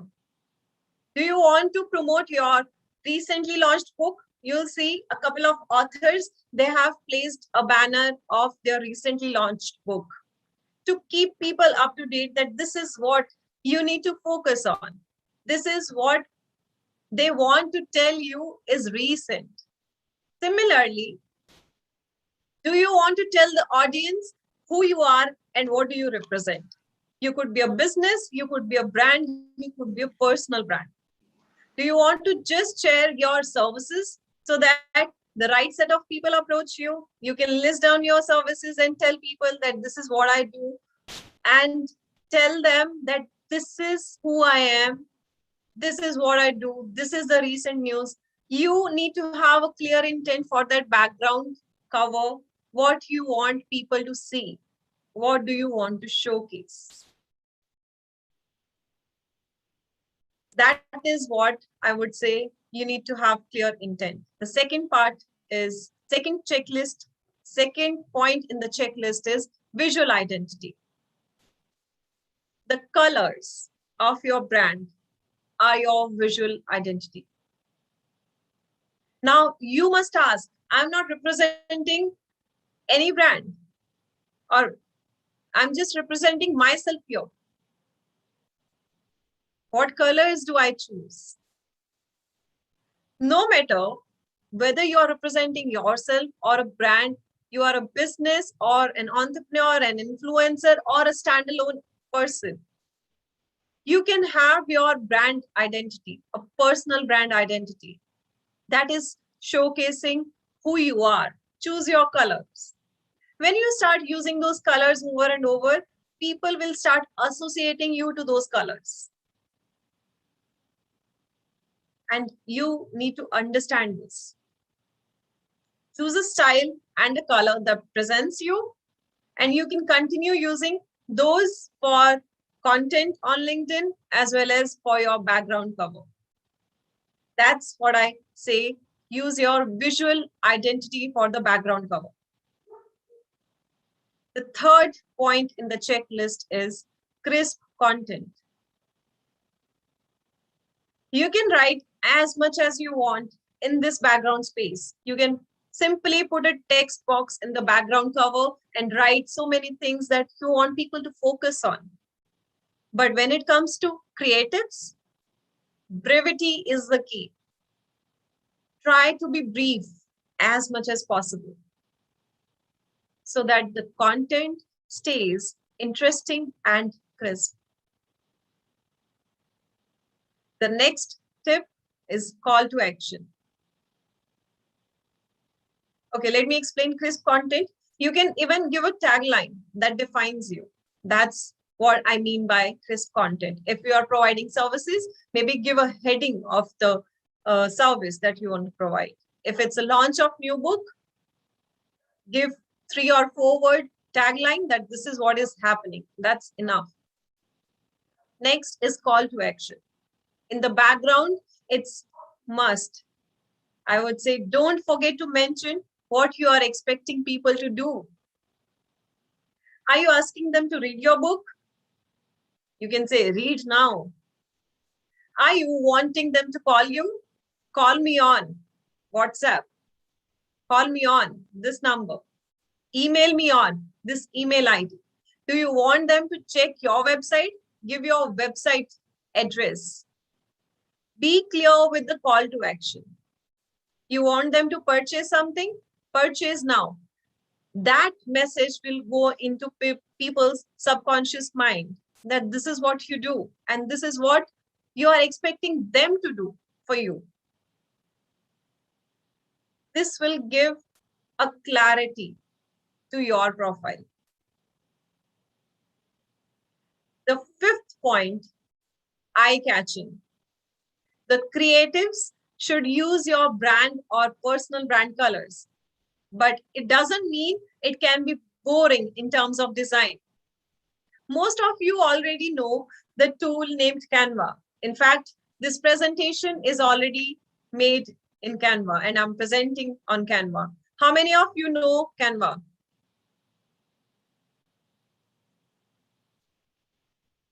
Weber, okay. Sankirti, Unique, Dr. Unique, okay. Chirag, Suparna Das, okay. Great. Most of you already know Canva, as I mentioned. Sandeep, Ashna, Zzoko, yes, most of us are using it. Use Canva as a free tool to make your creatives. You can make a LinkedIn banner, a background cover as well. For all of those who really don't know what Canva is, it's a simple and easy to use tool that you can use to create such designs. It's www.canva.com. Simple. I've typed it in the chat box for those who don't know. Last but not the least, Just a minute. I want to stop annotating here.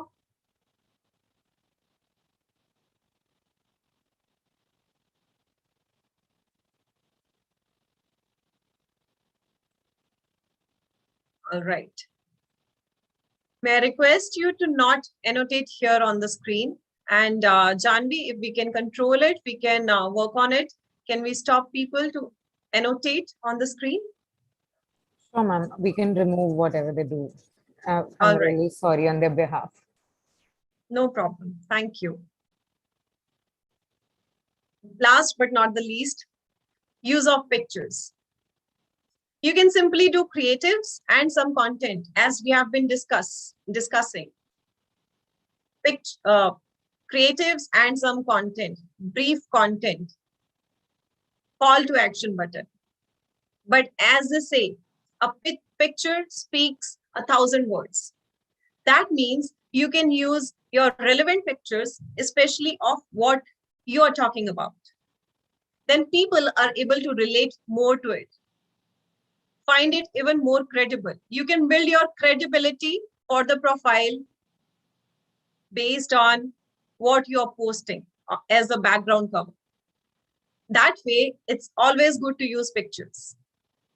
For example, if I am a speaker, if I show myself, if I post my picture in the background cover as a speaker with the mic on the stage and rest of the banner talks about my services, this will be more credible. You are again putting this in people's subconscious mind that this is what you do. If you are launching a book, post a picture of your book. Whatever profession you are in, if you want to post a picture of your profession, or maybe you are being awarded for something, or maybe you have been into event management and you can showcase an event through multiple pictures pasted on background cover, it's going to say more than 1,000 words that you can write on that background cover. So these are the 6 things I would say for the checklist for background cover. Whenever you are doing your background cover, keep these 6 things in mind. Do a check thing, whether you are done with all or not. Are we clear? Any questions for the background cover?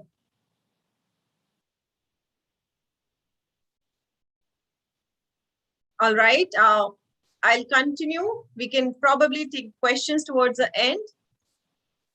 Clear? Thank you, Tejaswini. Next, we are going to talk about profile photo. It's a photo, right? What can possibly go wrong here? Well, several things. This space might look very small, yet it has its own importance. Let me show you the profile picture.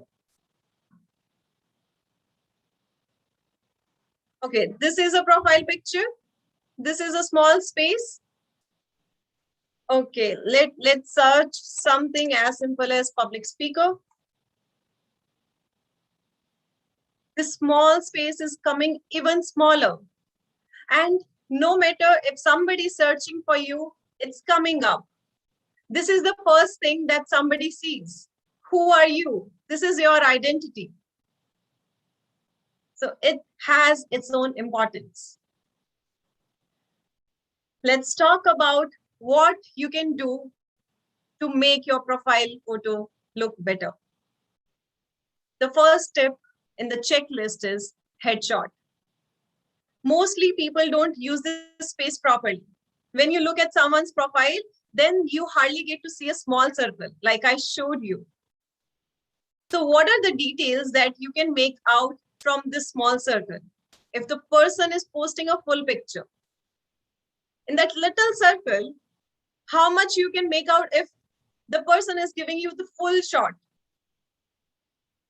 It won't make sense to you at all. You won't be able to relate to the person.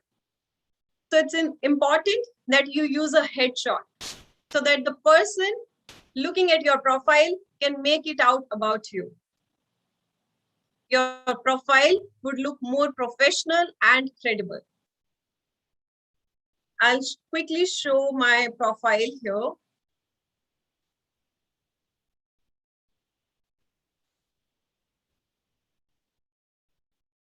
Okay, I'm typing my own name wrong. See, even if this is a small picture, you can see my face in comparison to somebody who's not making it clear. Or somebody who's posting up till torso, or somebody who's standing. It makes a huge difference. Professional clothing. That's the second tip. Make sure you are not posting your profile photo in a casual clothing. The first impression is the key. Use this space to make the right kind of first impression. This is a professional space, as we all know, where you need to make a professional impression on others.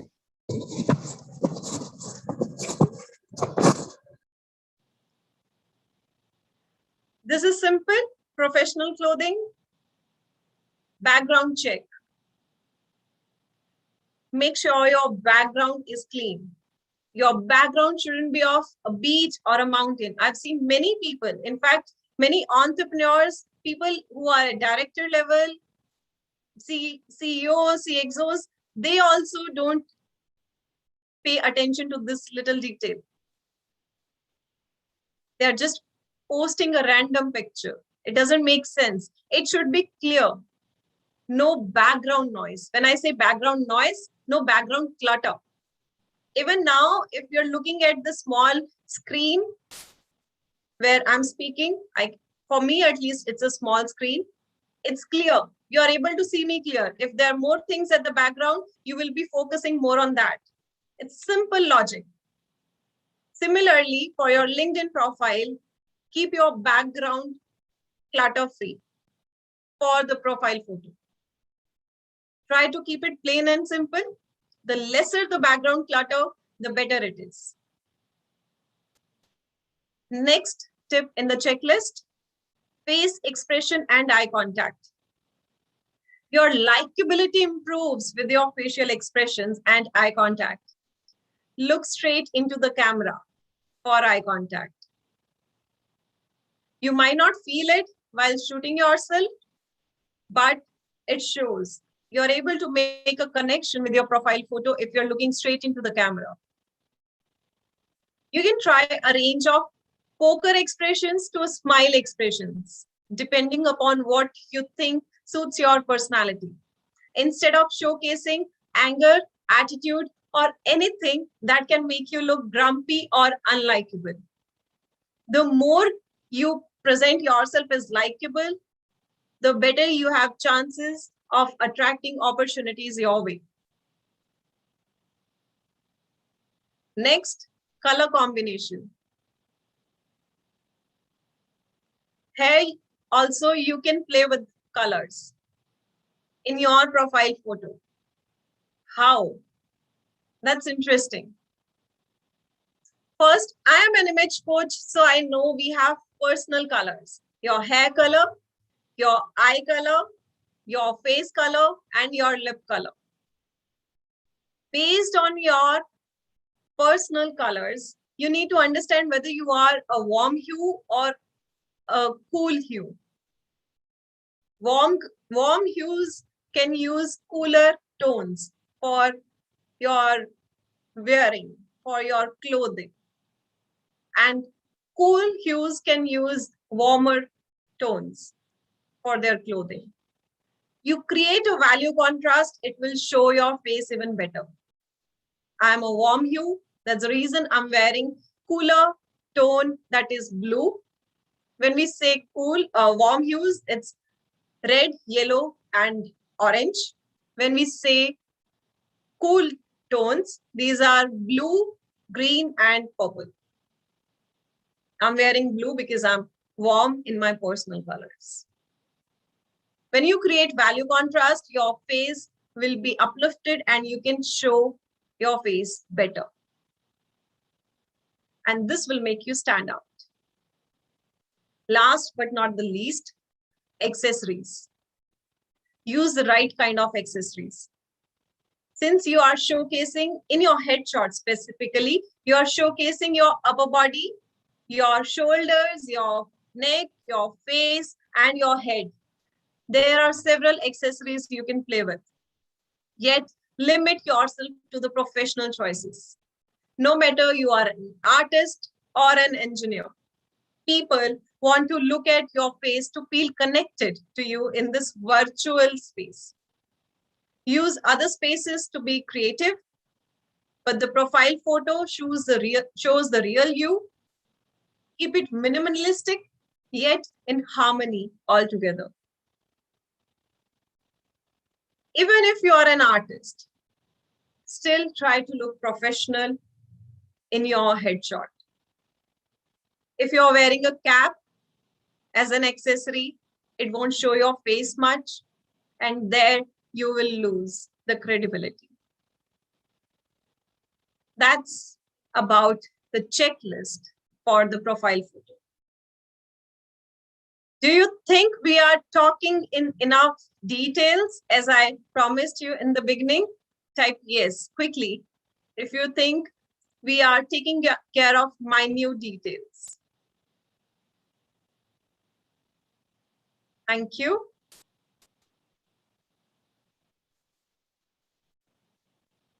Thank you. Moving on, tagline. We have a question. Should we use sunglasses? Again, it's a big no-no. How would you make eye contact if you are not using sunglasses? If you are using sunglasses, eye contact is a must. So avoid using sunglasses. Thank you for your question, Jagannath. I hope I answered it for you. Normal glasses, again, if you have eye problems, you can. If you have myopia or hypermetropia, then you can. But I wear glasses too. Still, I prefer to take my headshot, especially for the professional shoot, without glasses. Eye contact is a must. I hope I answered your question, Weber. Cool. All right. You can post your questions in the chat. I'll take as many as I can. Rest we can cover towards the end. Moving on, tagline. What am I referring to as tagline? Okay.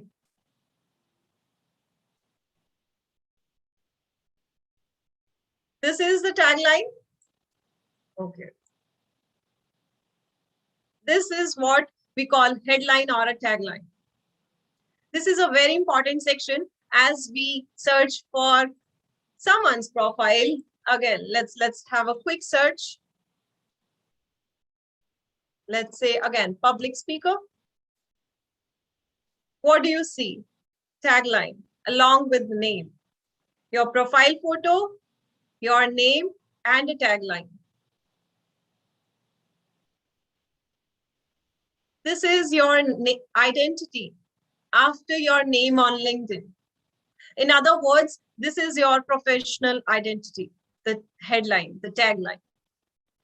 When something becomes so important, that's when you need to take a look into your profile and see whether this is optimized, whether this is eye-catching, whether this is defined well in terms of the profession you represent.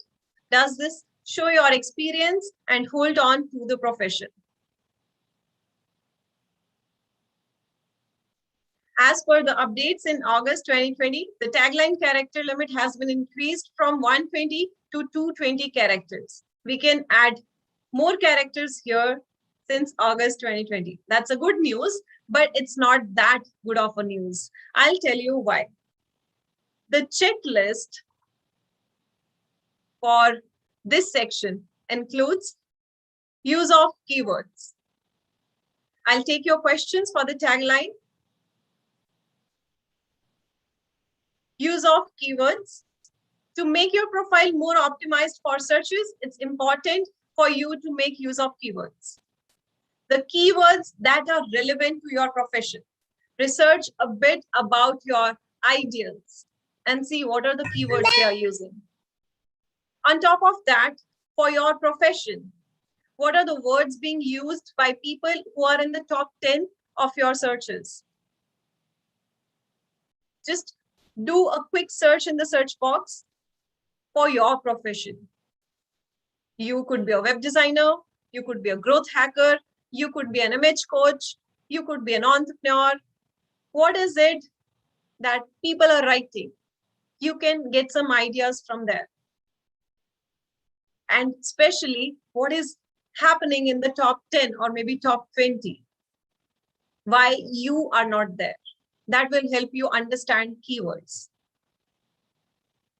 Next point is generates interest. The keywords should be trending, yet these should be interesting. You can't simply write entrepreneur.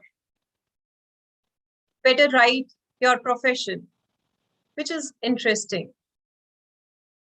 I prefer talking about image coach as this is different, interesting, and puts people in the thought that when image is correlated to image processing and the computer related terms, then what is the image that I'm talking about? How can somebody be a coach in terms of image? That's how I create interest. You need to figure out how you can create interest. Clarifies profession. No matter you're using keywords, it's important for optimization. Yes, it is. No matter you are making it interesting, it's important. Yes, but at the end of the day, it should talk about your profession. You need to clarify your profession. This is important. In your profession, you need to understand what keywords and interesting words you can use, but at the end of the day, it's your profession. Don't deviate from that. So it should clarify your profession. Again, it should be crisp content. Putting your profession into simpler words, into smaller words, instead of giving definitions. Not because we have 220 characters to write, you start writing definitions of what an image coach is all about, or what a powerful Power Pack LinkedIn profile speaker is all about. No, you need to keep it crisp. Image coach, personal branding coach, speaker, ex-speaker, ex-this, ex-that, all those things. That's how you need to be crisp. Focus words. What do I mean by focus words? Are they different from keywords? Anyone? Any idea what is the focus word I'm talking about here?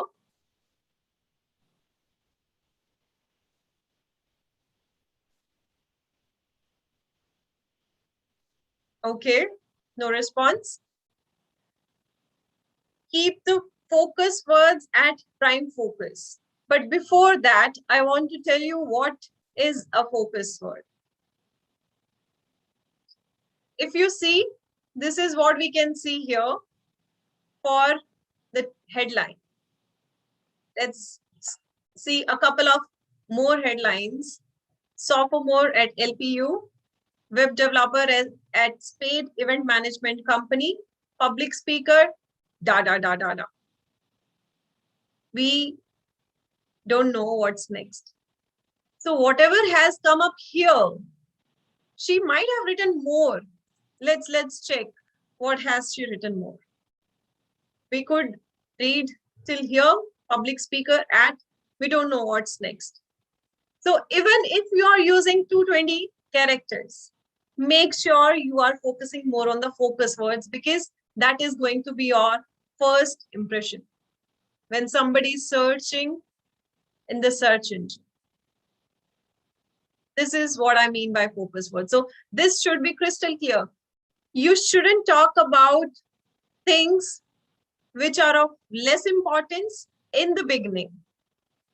Utilize this space more to ensure that people are focusing more on the important things. Other things are also important, but prioritize. That's the key. So this is what I mean by focus words. Keep the focus words at your prime focus, while the rest of the words can define what you can do extra.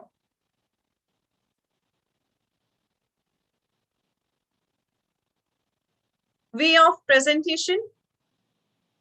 At the end of the day, whatever you are writing in those 220 characters, it shouldn't be monotonous. It's not just in terms of words, but you can probably use commas, pipelines, like most of the people we have seen are using these days, to segregate things from one to another.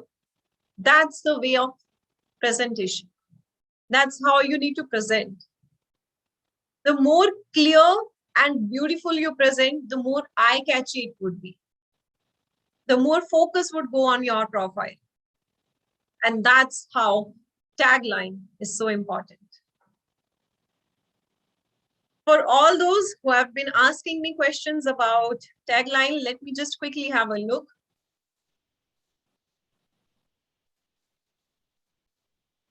Tejas is asking, all right, before that, Shivanshu is asking, will we get the recording of this session? I believe this is live on YouTube.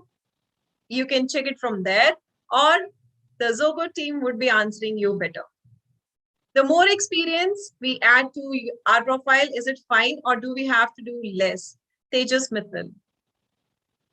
More experience in terms of your profession. Let's say if you are a web designer for 20 years, then it means you have 20 years of web designing experience. But if you are into multiple domains, you were an engineer, then you turned an MBA, then you were into bank, or now you are a CEO. What is your recent work that makes more sense? Or what is it you want to achieve from your profile? As I mentioned in the beginning, you need to have a goal. That's how you can achieve what you want to achieve. If you get into a domain where everything is new, try to share your experience for that domain. Let's say you are an engineer and you want to be a speaker. Show your more of speaking experience than your engineering experience in the tagline, so that people who are looking for speakers come to you. I hope I clarified your question. What about a student? Most of the students feel that they have nothing to write. But I think students have so many skills to experiment with. They're doing so many projects in their colleges, and they have a dream to become something. They want to be a photographer, they want to be a web designer, they want to be an MBA or an entrepreneur. Whatever you want to be, align your goals. The key is this: align your goals to who you are today, and then map what will work. Even if you are a student, you want to be a web designer, then mention the skills that you are learning in the web designing courses. If that is your goal, I'm sure you're working something towards it. Then you can probably mention that I'm an avid reader or a traveler, couple of things, because that showcase who you are. And that's what we want to showcase using the headline. How can students increase connection? I think we have covered this part, that we are going to talk in detail, but not in terms of just quantity. We are talking about quality as well.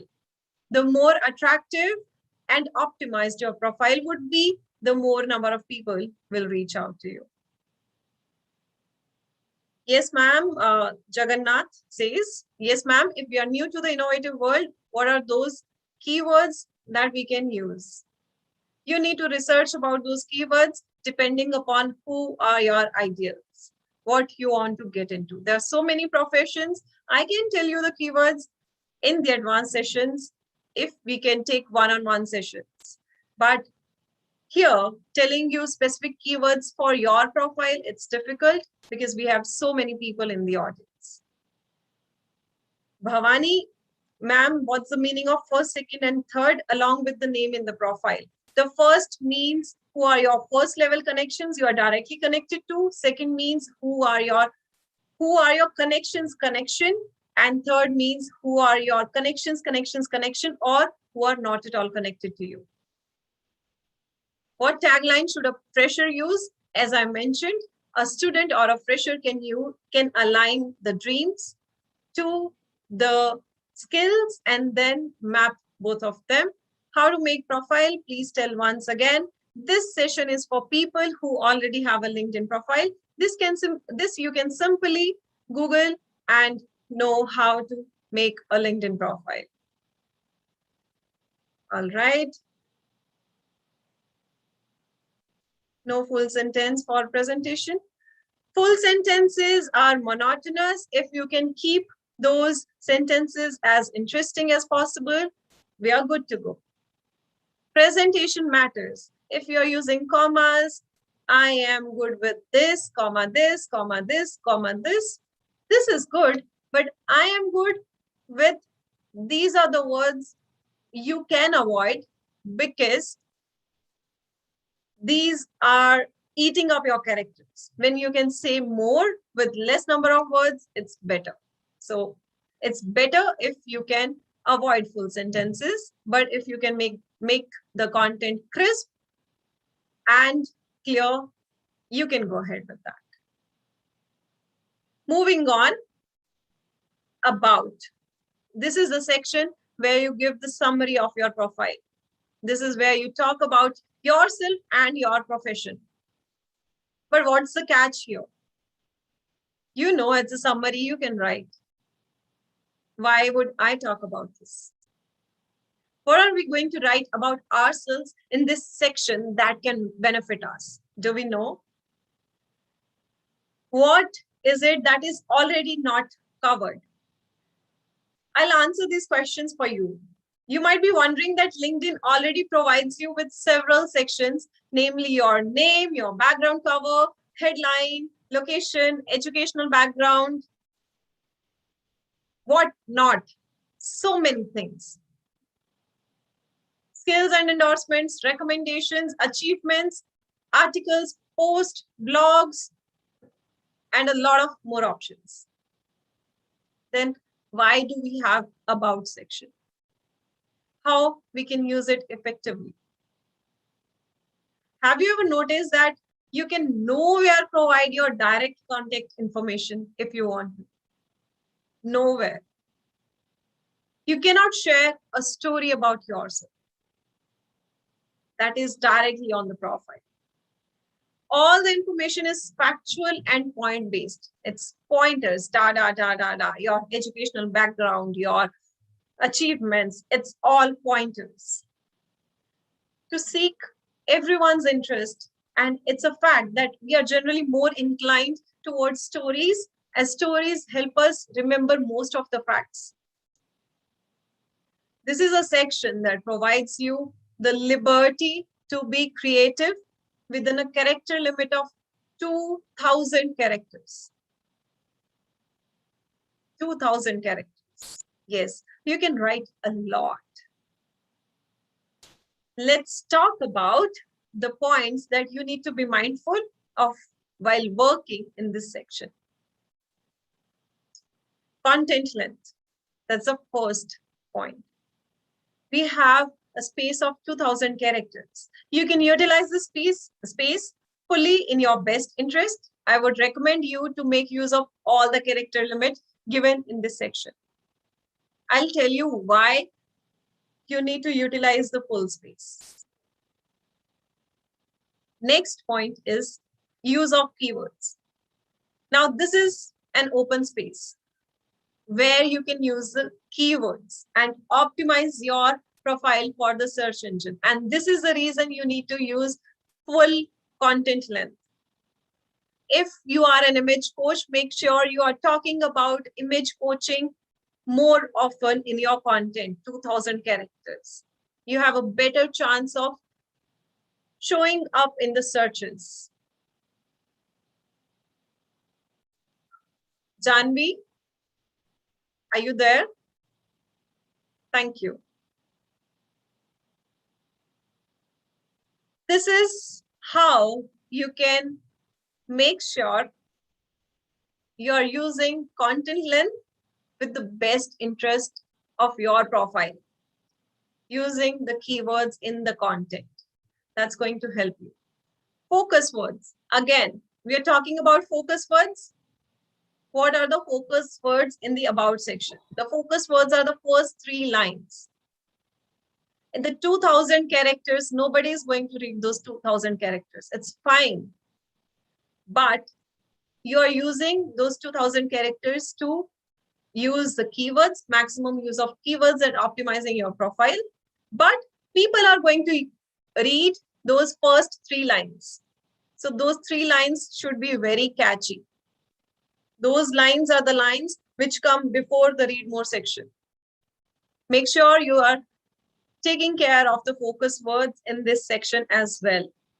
Keep them interesting so that people are more prompted to click on that read more button. Next is call to action. Here again, you can mention your details. Do you want people to call you after reading? Maybe they want to have your services. You want them to email you, mention it at the bottom. Or maybe you can mention it in the beginning, wherever it suits you. Tell them to call you or email you or to read now, to book now. Call to action in the content is important. Say what's unsaid. Again, this is a space where you can speak what's not mentioned in the whole profile. You can also talk about your other skills or your story, how you grew. Last but not the least, way of presentation. You can present your story in a chronological order. You can be very informative, or again, it could be a plain storytelling manner. You can choose. It's up to you.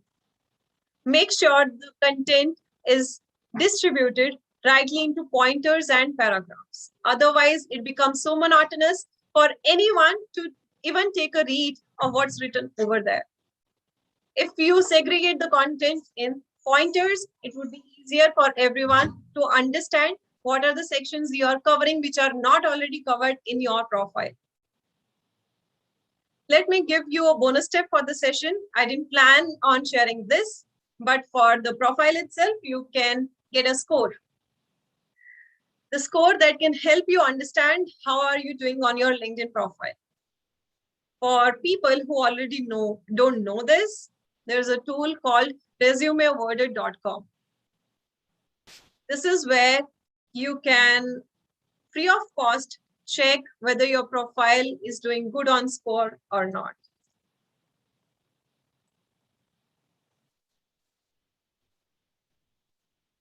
There's so much more with this. I have covered 4 points that I wanted to talk about in detail. We are almost about to be over time once I talk about rest of the things. There's so much more to LinkedIn profile that we can talk about. How to work on the feature section, what is creator mode, what are your public and private profiles, how to effectively search for the leads or target audience or recruiters, how you can optimize your profile even further, how to write content for LinkedIn, what works for the profiles and what works for the LinkedIn pages. Like Janvi mentioned about her company page, what type of post works the best for which type of content, how to create a funnel of links for increasing your reach to the LinkedIn audience and otherwise. These are the topics for advanced sessions, and I cover this on one-to-one LinkedIn profile sessions with the clients, helping them understand how they can make their profile a powerful LinkedIn profile. You can book this session on Zzoko app. The rest of the details will be shared by the Zzoko team. With this, I have utilized all my time. Over to you, Janvi.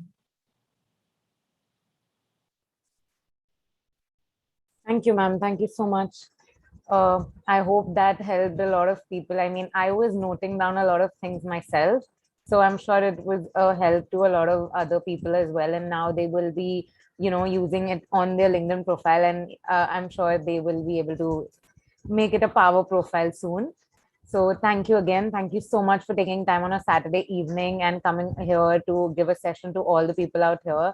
And just I wanted to say, like, before you entered, there were a few people, and the moment they saw the LinkedIn thing, we got like so many people entered. So thank you so much for that as well. And like she said, guys, if you all want to book a personal consultation about LinkedIn, about any other thing, she's available on the Zzoko app. So you all can download the app, and the links will appear in the one second. Yeah, so the links will appear in the chat box. So you all can now you all can download it, and of course, please fill the feedback form which will appear in the chat box again if you want to get the e-certificates of LinkedIn Power Profile session by Nancy Goyal, ma'am. Once again, thank you, ma'am. Thank you so much, and we hope to see many more sessions with you. Have a Thank you so great. much, Janvi, for having me here. And thanks to the Zzoko team for arranging all of it, for organizing all of it. It's a huge amount of work that you guys have been doing. So thank you. I'm very grateful to you for this session. Thank you, ma'am. We are grateful to have you here. Thank you so much once again. Have a great evening. You too. So, guys, now we are at the end of the session. So, I will just talk again about the task we mentioned. So, about the first, all the links will appear in the chat box. Make sure you download the app and follow us on the social media sites. And please don't forget to fill the feedback form. It is really necessary if you all want the e-certificate. Otherwise, next time you all will be like, you all didn't get any e-certificate. So, please make sure you all fill the form. Apart from that, one more thing, we continuously send you all emails like newsletters about the about the invite, about the sessions happening next. So make sure you all, there are times that due to some issues it reaches in the spam folder or promotional folder. So make sure you all open that and move it to the primary folder. Only in that case you will know when the next sessions appear. And now to the winners of today. For the Zzoko app thing, we unfortunately don't have any winner. One second, I'm so sorry. Yeah. So for the Zzoko thing, unfortunately, we don't have any winners because we did not have all 5 correct answers by anybody. So we're really sorry about that. But for the Instagram, we have 3 winners, and I will just one second. Just let me see. One, I think one name is Rohit. I don't know. Rohit Kumar Bhagat. Uh, Rohit Kumar Bhagat is one winner. One is one second. Ashna Vithalani is this is the second name. I guys just put a thumbs up if you all are here, and please send your details on the mentioned email ID so that we can deliver you all the pastries. And the third one is Simran Punjabi. So these are the 3 winners. Thank you, ma'am. Thank you, Nandi, ma'am. Thank you so much. So we have these 3 winners: Rohit Kumar Bhagat, Ashna Vithlani, and Simran Punjabi. So guys, make sure if you all are here, please share your name, contact number, complete address on the email ID mentioned below, hello.zoko@gmail.com. Only then we could be able to send you all the pastries we have promised. And thank you once again. Thank you everybody for attending these sessions, and see you all tomorrow again for the amazing sessions we have tomorrow. Make sure you all fill the feedback form. I'll keep the meeting on for next 2 to 3 minutes so that you all can do it. And we will hope you all have a great evening, and we'll hope to see you all tomorrow again.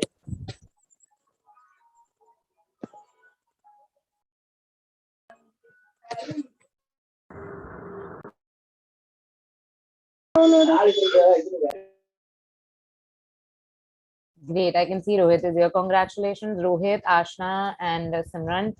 Hope you all find the pastries really yummy.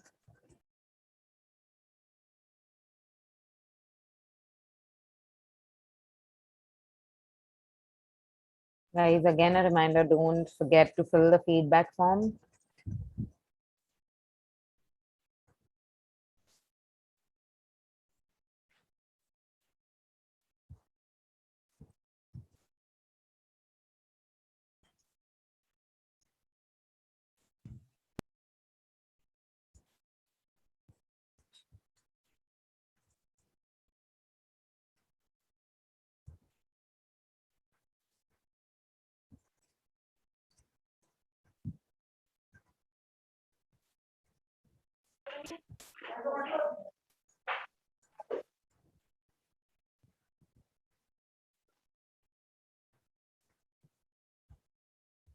Thank you so much, guys. Hope you all filled the feedback form and how to download the certificate. You all will get the certificate on your what on the you'll be getting a link, a drive link, wherein you could directly download. We have named the certificates as per your name, so you all can directly download that.